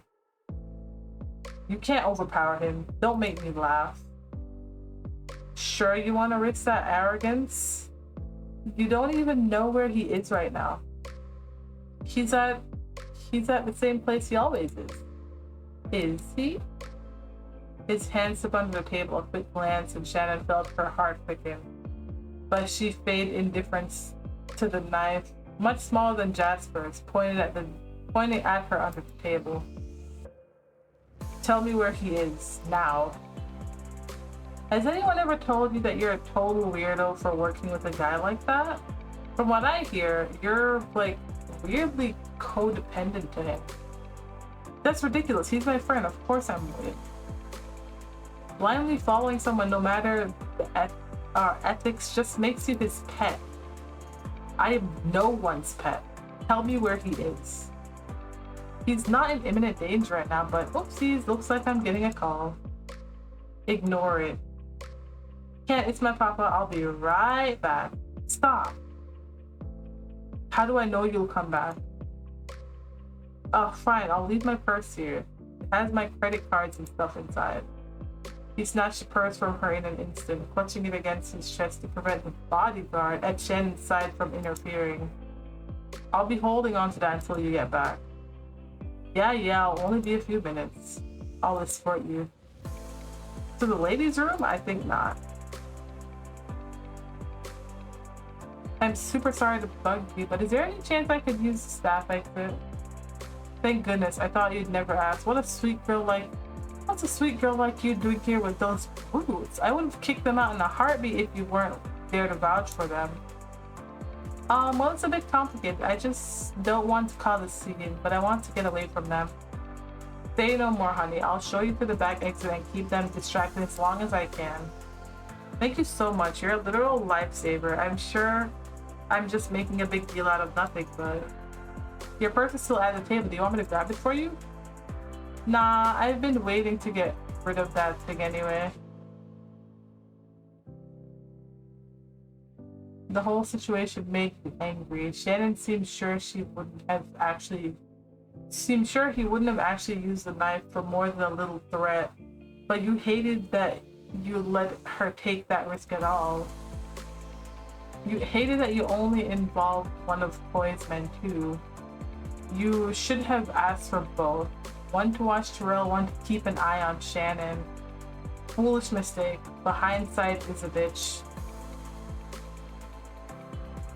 Next, it was Clive's turn, but his answers were more jumbled and confused as he couldn't figure out fact from fantasy. The things he knew for sure were shocking. Clive knew Terrell as a child, which was why he was so certain of his character, a coward who can't act alone. Learning that was strange. There must be much more you hadn't learned about Jasper yet. What motivates a person to turn from someone's childhood friend into a monster? Even Clive didn't seem to know. He could only shake his head,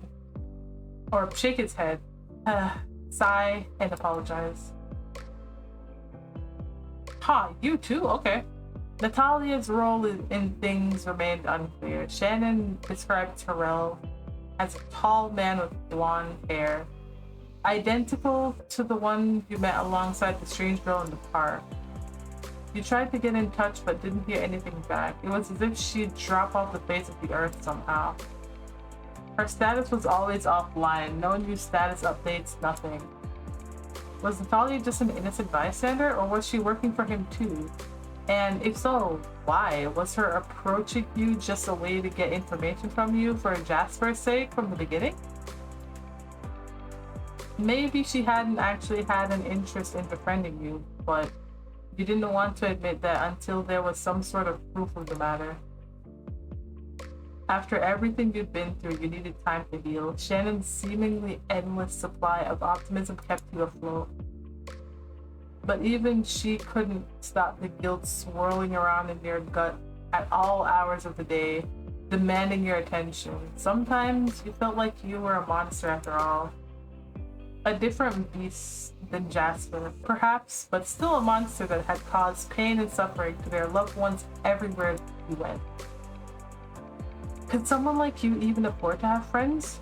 Would Shannon and everyone else be doomed just by associating with you? Shannon's voice saying, "It isn't your fault," tried to calm the fears, but even she couldn't fully relax the burden. Your nightmares shifted frequently between flashbacks of that day, newly created dreams of Shannon's death, images of your own death, and strings of puppets glimmering before your eyes each time they'd move, always attached to the limbs of someone you know. Sometimes Clive, sometimes Jasper, sometimes Shannon, sometimes Kay. He was still missing. No new leads had been found. If they could have at least have found his body, perhaps you'd have felt a sense of certainty to end the matter. You couldn't be given such mercy though. You are left wondering, waiting, and fearing. You returned home to your father while he tried to come up with his definition of a solution. Lana stayed in Pyrathon during work days, but had become a familiar face in the city as well. You took the extra time to work on improving your artwork occasionally.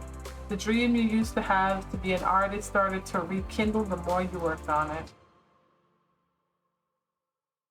Shannon coped with things via a combination of Princess Robin episodes, a new app game based on the show, and taking frequent selfies with Mr. Muffin Cakes and the artist Aristotely. I don't know.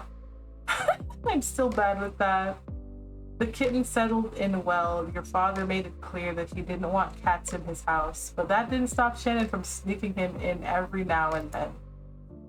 Shannon decided to get a restraining order against Dustin. He had the nerve to break up with her, then try to win her back because she wasn't supposed to agree to the breakup in the first place. Telling her all the details of his attack on you was a tipping point from he's a nuisance that can be ignored to keep that creep away from me. You gave her Poistar social information as he requested. The two quickly struck up a friendship. Maybe together they could both reach closer about Dustin and his actions. Overall, things seemed to return to normal. Almost too normal. It felt like something had to go wrong any day now. But Jasper didn't attack again. Terrell contacted Clive in a panic and begged for help waking Jasper up. Perhaps it was pity for Terrell because he seemed so distraught, or perhaps because Clive still cherished Terrell as a friend, but he reluctantly agreed. Jasper didn't wake up. His state was similar to a coma. Guilt at what you had done to him seeped into your veins, inflicting every part of you despite the pain he caused. Clive said you weren't a monster for doing it. Shannon said the same. Even your father insisted that it was the best course of action. It became increasingly clear that no one remembered the kidnapping. Even people who weren't involved recalled things the way Shannon and Lana described. Your text history from your father reflected it as well. The same text he sent you in your dream. A text you don't remember seeing. Yet the kidnapping had seemed so real to you. All you could do was hope with all your might that you could keep hold of your sanity. Oh, damn, that's crazy. A little while later. Okay. Something sure smells yummy in here. We're back home. Aha, there's a second sleepyhead. Morning. Good morning. Whoa, we got a full house this morning, huh? Sadly. Oh, hush, you won't die from a little bit of morning socialization. Yeah. Come on, no whining at the breakfast table. Everyone eat up. Lana serves a plate for everyone with a grin. Shannon mirrors her smile, but neither of you nor your father can match their enthusiasm. After all, Lana doesn't know the full story. Shannon is too generous to let it hurt her. Your father is anxious and angry and afraid all at once. And you're still dealing with the impact of the aftermath.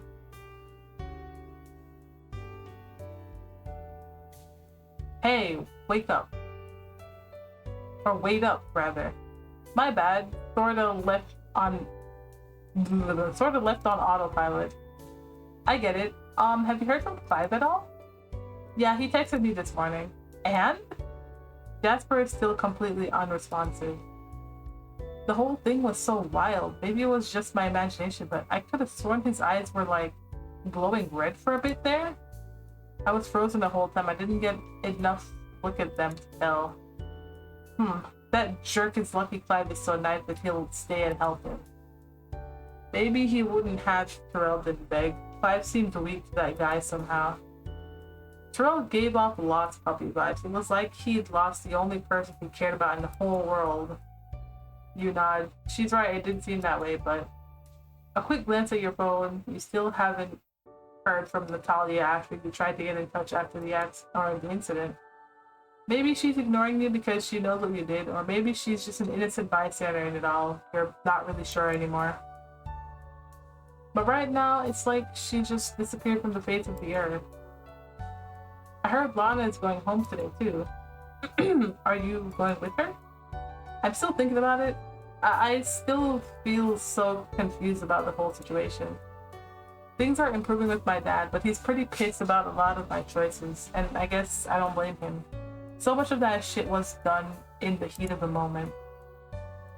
All week he's been giving me this look. I can't tell if he's worried about me or if he's just waiting for me to come and tell him something else went wrong. He does have a pretty cold demeanor, but I think he really does care about you, Annie. What makes you say that? Just a vibe, I guess. The way he looks at you is different from how my dad looks at me. Crap, I didn't mean to be insensitive. Shannon has been more open with you lately about her father, about the pressure he puts on her to succeed, about the suffocating feelings she gets when she's around him. But for some reason, you still feel like there's something important she's holding back.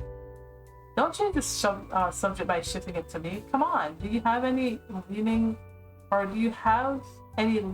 between the city and or Python? It feels like this isn't my home, but neither is that. I don't know where to go anymore. My offer to be roomies still stand. Right, us with our non-existent jobs. Okay, maybe not right now, but eventually? Yeah, eventually. I'll admit I'm gonna miss you if you choose to go back to Thalana. We'd still visit each other often. Summer is coming too. I'll be stuck with online classes, but at least you'll have more free time. If I graduate. Don't be negative. Your grades were looking great last time you looked. Annie telling me not to be negative? That's a new one. Even I had my moments. Since this might be the last time I see you for a bit, I was hoping we could spend the day together? That was already the plan, goofball. Awesome! Then it's time for the ultimate friendship test. You ready? Terrified, but ready. Do you still have that smoothie coupon I gave you? I told you when you gave it to me, didn't I? I can't imagine doing it without you. Yay! As a prize, I'll add 3 extra Shannon friendship points. And 1 bonus point, just because I love you so much. You're ridiculous. This is cute. Despite everything that happened, Shannon makes you feel normal. Sometimes you feel like you could keel over from the guilt when you think about that scene. Clive's injury, Shannon's near-death experience, even the broken state Jasper fell into as a result of your actions weighs heavily on your mind. Hey, welcome to the smoothie bar. I'm Estelle, your smoothie artist for today. What can I get you? I think today I'll try something different. Oh, how about the watermelon burst? You got it for Shannon, right? Yepers. You must be a regular here. I have been slurping up smoothies the same way Lana slurps up her coffee. What about you? I have a coupon for strawberry lemonade. Ooh, lucky you. These are only valid for another week, just in time. Must have been fate. Uh-huh. You find a booth to sit in while Shannon waits for the order to be ready. Here you go. Thanks. You look around the bustling shop and sigh. A day that feels so far into the past by now pops into your head. Aww. I should have brought him here. I should have spent more time with him in general outside of our late night visits. Don't, you're gonna make me sad. Hey, what's with the sudden change in demeanor? Just an old friend crossing my mind all of a sudden. Oh yeah? Okay. Right, the one that went missing. He still hasn't been found? No, nothing. No news at all. Oh my god, was it related to Jasper? Sure, it'd be nice if I knew for sure. I'm so sorry, Annie. I believe he's still out there somewhere. I have hope. Yep, keep your chin up. She pauses to sip her smoothie, then sighs when her phone gives her a new alert. Ugh, crap, my dad. He says Ari still is making a mess. But I bet you anything he just wants me to come home and make him lunch. You need to go so soon? I'll text you later, promise. If you decide you're going back with Lana, I need to know before you leave. I promise. You nodded understanding and she dashes off with the phone pressed against her ear. Am I going with Lana? The decision still hasn't been made. The smoothie bar is a perfect example of contrast between two places. It's a totally different atmosphere than the coffee shop in Python. I never saw this many people in one spot at once back there. Hey, enjoying your lemonade? Yeah, thanks. You know, it isn't any of my business, but that girl you were with, Shannon, right? I've seen her here a bunch, but never with as much life in her as she was now, or has now. It was nice to see. Thanks? Ahem, well, alright, I'll cut to the chase. In comparison, you seem pretty somber. I wanted to check if everything is okay. Um, I'll be honest, things have been a bit rough lately. That so? Sorry, I don't mean to pry. It's the empath in me, always trying to check in on people. Honestly, I felt that, bro. I'll admit, I didn't expect you to answer me. You look like you were more guarded than a bank vault. Did your empath senses tell you that? Ah, nope, just my observation senses. You have the posture of someone trying to curl into themselves. Out of habit, you straighten your back. You haven't heard that one in a while. It was one of your father's signature quotes back when you were first. Stand up straight or you'll make a shelf out of that spine, girl. There's something in her face that you feel conflicted about. Sympathy. After everything you've been through, it feels strange to be given such a thing by a stranger. Sympathy, empathy, they're not the enemy you might make them out to be. You'll never be seen at all if you box people away the moment you register it. And yes, that was an empath thing. You're like a walking fortune cookie. Nah, just someone that hates to see a person hurting themselves for no reason. I'm not hurting myself. I don't even know what you're talking about anymore. Take my advice or don't. It's up to you. But when that girl comes back, keep an eye out for that twinkle in her eye. I think you'll notice it right away. That sort of thing is easily noticeable in the ones you love. I never said I loved her. Love can be platonic too. Right. But I don't think that's the case with her. She barely whispers those words as she returns to the cash register with a wink. You're not even sure if she really said them, or if you imagined it. Sheesh, mind your own business. It's cute. I like it. It's adorable. Man, this is great, but I'm pretty sure it's coming up to the end at some point. I think I've made my decision.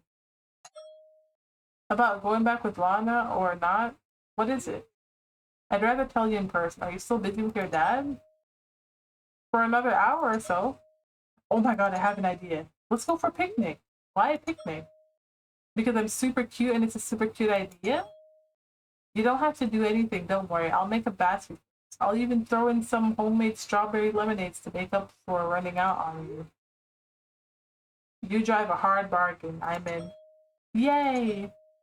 We never got to spend a proper day at that flower field, so how about we have it in that park? There's lots of pretty flower gardens there. Sounds good. Meet you around 5 then? See you soon! That's cute. Ooh. Okay, that's pretty cool. I like this view a lot. Wow, pretty nice. Pretty nice. Andy, over here. That is the biggest picnic basket I've ever seen. Did you drag that all the way here? I'm super duper strong. Got lots of muscles from wrestling 2 naughty kitties into submission. Sheesh. Come here, let me show you something. You follow Shannon through the park, taking in all the sights. It's a different beauty from Pyrathon, just like the smoothie bar, but beautiful nonetheless. She stops when you get to a grassy hill at the end of the path. The location is perfect, facing the sunset, surrounded by rows of well-kept flowers. You help her spread a blanket and unpack the basket. I was starting to think we'd never get to have this, you know? Have what? A peaceful day without any drama. No weirdo murderers or creepy boyfriends. We got here in the end though, didn't we? That's all that matters. We sure did. Her joy is infectious, but you can't stop thinking about the cost of this peace. The bruises at Shannon's throat have only just faded within the last few days. Clive still hasn't had his stitches removed. The doctors say he'll be able to walk, but he will need to walk with a cane at least temporarily.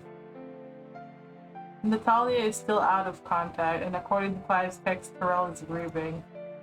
And Jasper? Neither Clive nor Terrell will take him to a doctor for obvious reasons. It remains to be seen if he'll wake up. You shake, suddenly cold despite the warmth, trying to dislocate the unease. Lately, you've wondered if there was a way for everything to turn out differently, but then again, so what did you decide? This place you landed in isn't too bad. I'm going back with Lana. It felt at home with her, even though things were weird. Oh? Yeah, I figured. How are you feeling right now? Why do you ask? Because not all of us have magical powers, duh. Her somber expression matches yours. It's unclear right now if this is the right choice or not. But it was a decision you came to.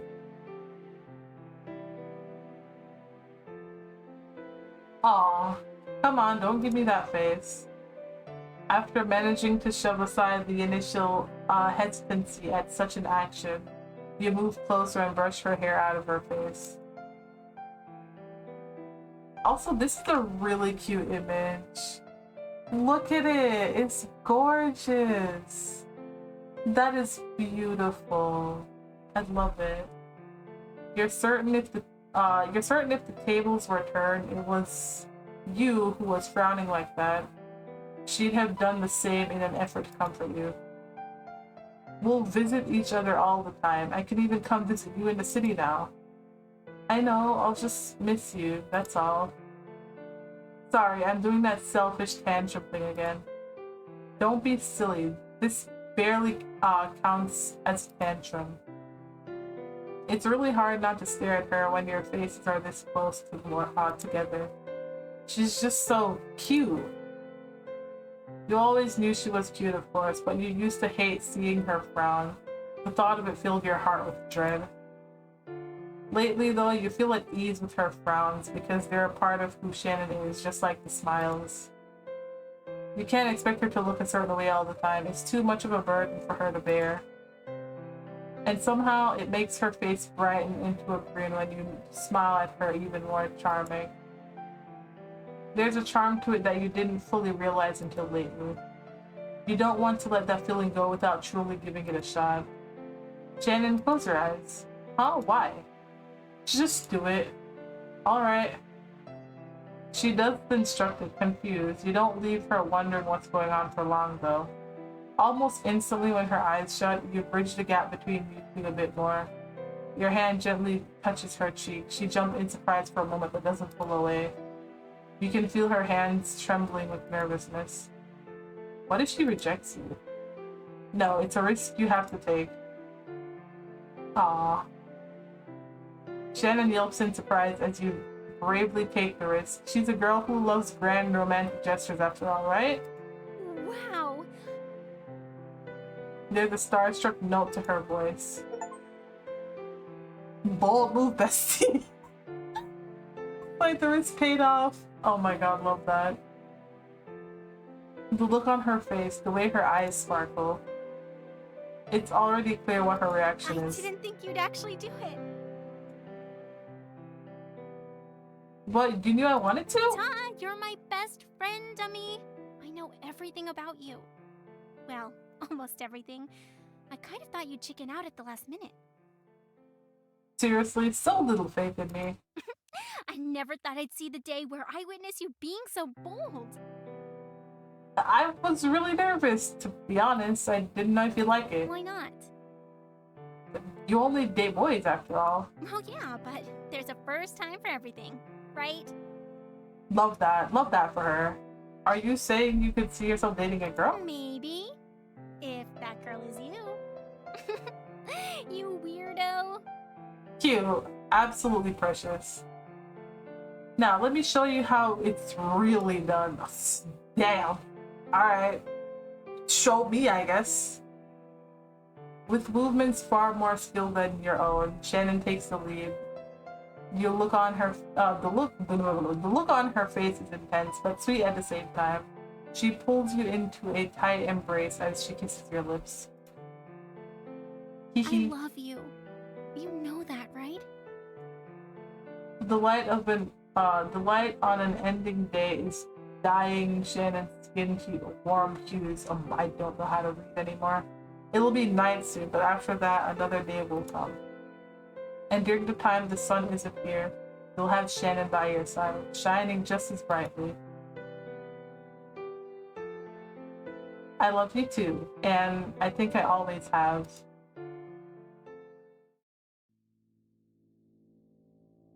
Yeah, well, there you go. I'm just gonna let this play because I love this.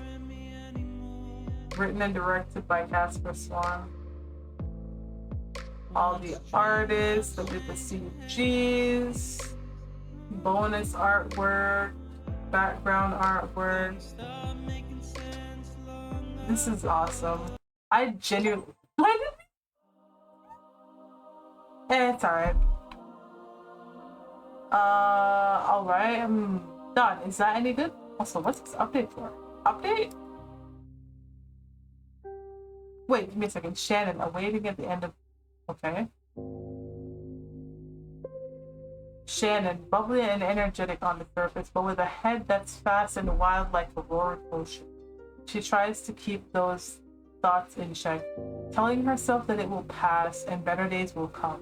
But at times she finds herself sweeping away by the tide and fighting with all her might to stay afloat within her own mind.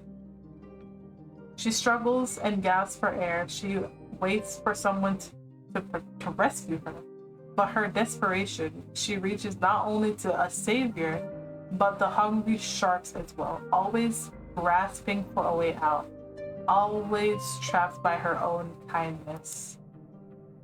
Her heart overflowing with love may perhaps suffocate without somewhere to release those emotions. Many mysteries still remain. Shall we go over them together? Why did Jasper claim that Shannon was helpful to him? What is the meaning of the horns on Shannon's silhouette in your dream? The same horns she seemed to dream about as well when Clive rescued you two. When did your path and hers become so deeply intertwined? How did the memory of what happened the day of the kidnapping get so distorted? Which account is real? Yours or what everyone else recalls? Where is Shannon's mother? Perhaps I'm overanalyzing things. Perhaps the belief you have in her is already enough. Or perhaps the key to those questions will be held within another fragment. 2 souls per fragment. If you close yourself off from both fantasy and belief, wouldn't only despair remain? I see what you did there. I see what you did there. Here's what, or rather what we can guess based on events thus far. Aqua Blue holds the key to 2 important themes, healing and love. She opens her heart and offers both to you in full. I think that makes her one of the strongest people one could come across, a bright ray of light that dances along the water's surface once given the chance. Now, if you look at Dark Blue in comparison, you have a muddied version of this fragment's themes. Healing becomes infliction of pain, and love can no longer be seen as pure and true. Perhaps it would be tainted by shades of grief and instability. It was very early right now. It's very early right now, isn't it? I hope you got some rest and didn't simply stay up all night. Oh my god, I'm getting chills. Bro, guys, I'm not even kidding you. Okay, I swear it's 5:07 in the morning right now as I'm finishing recording this. And I genuinely was up all night doing this. I literally have chills up my arms. Oh my, how did you know that? Casper, you need to tell me how you did this because that is crazy. Oh my god. No, you cannot do this shit to me right now. Either way, I hope you have a good day, Annie. Oh. Oh. Oh, that gave me the fucking chills. That kill. Oh my god. The hairs on my arm, bro. Alright, done. Is that any good? I think it looks amazing, Charlie. You are a hair wizard. Ooh, that looks really nice on her, actually. Hey, I haven't seen you with the waterfall braids in a long time. I always thought that you looked best. That one looked the best. If you lived in the city, I'd visit you every morning to get this done. I'm glad you were able to quit that dumb grocery store job and work here instead. But you sure you don't want to try working in the city? You'd be so popular there. I don't really want that. I just want it to be nice and quiet and to have weekends off so I can go fishing. Are you sending that selfie? Are you sending that selfie to Annie? Maybe. It's cute how you get all shy when it comes to her. I'm still not used to saying I have a girlfriend. It feels so strange, but like, in a good way? Look at me. I'm all love struck like I used to get back in middle school. What a dummy. This is a really cute image though. I really like that a lot. Well, Annie isn't my type, but objectively very attractive. You're both so quiet and introverted. Thank gosh you're gay, so I know you won't try to steal her. You know I'd never do that. Bleh. This is so unlike me. I'm so not the obsessive type, but when I look at her, I just think about how I want her all to myself. I just want to spend every day with her. Maybe you'll get married someday. Charlie, please, it's way too soon to even think about that. So you haven't thought about it at all? Maybe a little bit. Alright, I sent the selfie to you, Annie, and Koi. Speaking of which, how's things with Koi? Have you told him how you feel yet? No, I don't think I will. I am happy just admiring him from afar. Are you sure? You might regret it someday if you don't pounce in time. I don't think Koi is interested in romance though. What? How can someone not want to find their soulmate? Not everyone is you, Shan. Fair enough, but as for me, I'm glad I found mine. It took more time than I thought it would, but the wait was so worth it. Love is wonderful, isn't it? I can't wait to see what else the future has in store. It's nice to hear you talking positively about the future again. Yeah, it feels nice too. Someday I'll finally get the courage to tell Annie about Mama. I think those two would have gotten along really well. I think she would be very proud of you right now. I know she would. After all, I'm happier than I've ever been. Aw. That's really cute. I like this. I liked it a lot. I don't know. I adore this game. I adore this game so much. It just beautifully summed up everything. And I don't know, it's just so cute, you know? I don't know, I love it. I adore this game. I will always adore this game. Unfortunately, though, I'm going to have to hurt myself in the next video because I'm gonna, like, I have to get all the endings, guys. I'm sorry, I know, I'm gonna suffer. And unfortunately, I have to take you guys on that trip with me. But I mean, I want to see all of it. I have to see all of it. I gotta explore all of the avenues of this game. Because like, bear in mind guys, overall, I spent $15 on this game. I spent $15 on this game. This, honestly, at this point, like, if I had the money right now, I would just hit up Casper and be like, yo, here's another 30. I feel like you undersell this game. Here's another 35. Hell, let's go 35. Because, like, I honestly, I give 100 if I could. This game is really good.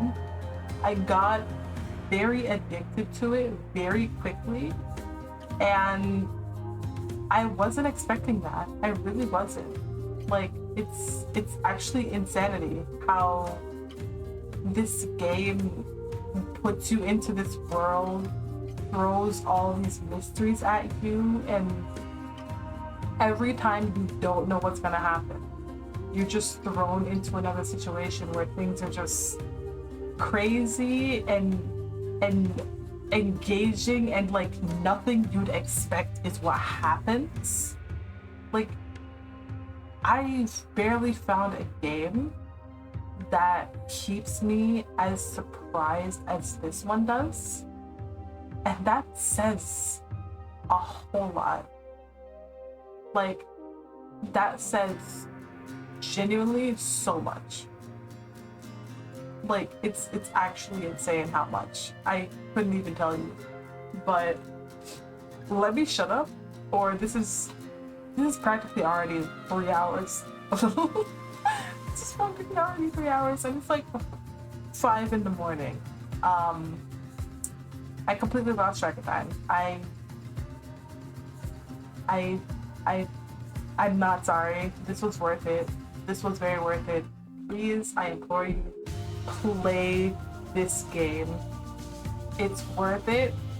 You will get your money's worth, and you will fall for all of these characters. And if you're worried about, hey, but Annie, I'm not a woman, so yeah, that's fine. You can make the main character, you know, here in the middle. You can make them a male character, or heck, they could be non-binary, pretty much. Well, you know. So it's really up to you. You can pick she, her pronouns, he, him, they, them, and you can go through the game as however your heart sees fit. Me personally though, I have to get the fullest of this game and just play all of the routes and romance everybody that I can.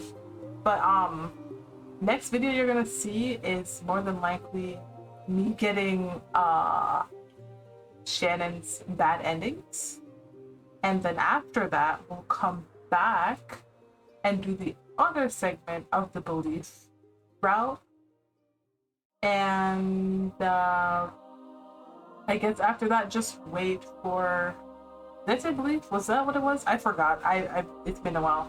We'll get the other part of the that section so that we can pretty much just, you know, have all of the info that we need, because obviously we're not going to get all of the answers that we hear about in just the 2 books. We need all 3, right? We need everything to be out before everything fully gets answered. And honestly, I think that's honestly like amazing. Like, Casper is one of, like, I can move myself from the center, or move myself here. Yeah, we'll move it from the side there. I think Casper is currently one of, like, because I want to get into making stuff like this as well, and Casper is, like, playing this, they are such an inspiration. Like, they're just mesmerizing. They are amazing at what they do. Their hard work paid off 100-fold, and I just can't believe how amazing and refined and fine-tuned this game turned out, right? Because this is awesome. You know, but I'm gonna shut up. It's almost 3-hour recording. This needs to get uploaded somehow, eventually. But I hope you guys did enjoy watching this, if you managed to watch all of this. If you did, if you gotten to the end of it, I want you to leave a comment saying she's gay. Yeah, we're just gonna leave she's gay now. Yeah, how about that? But yeah, thank you all for watching. I appreciate it. I hope you guys all take care of yourselves and remember things are gloomy now, but that'll never be the case forever, right? You do have people who care about you and will continue to care about you. Even despite if there's hardships, it'll be okay. We'll get through this and you'll always have somebody who you can turn to when it feels like there's nobody. Please remember that. And I hope you guys take care of yourselves. Eat well, hydrate, and try to get enough sleep. I am about to go and attempt to do all 3 right now.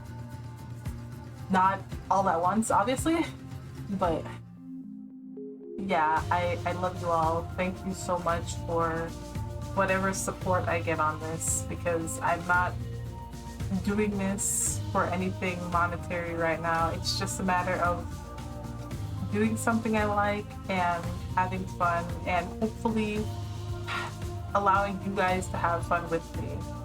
So thank you so much, and I guess I will see you when I'm gonna suffer with the bad endings. Peace out, Clovers. I'll see you all next time. Bye. Mwah.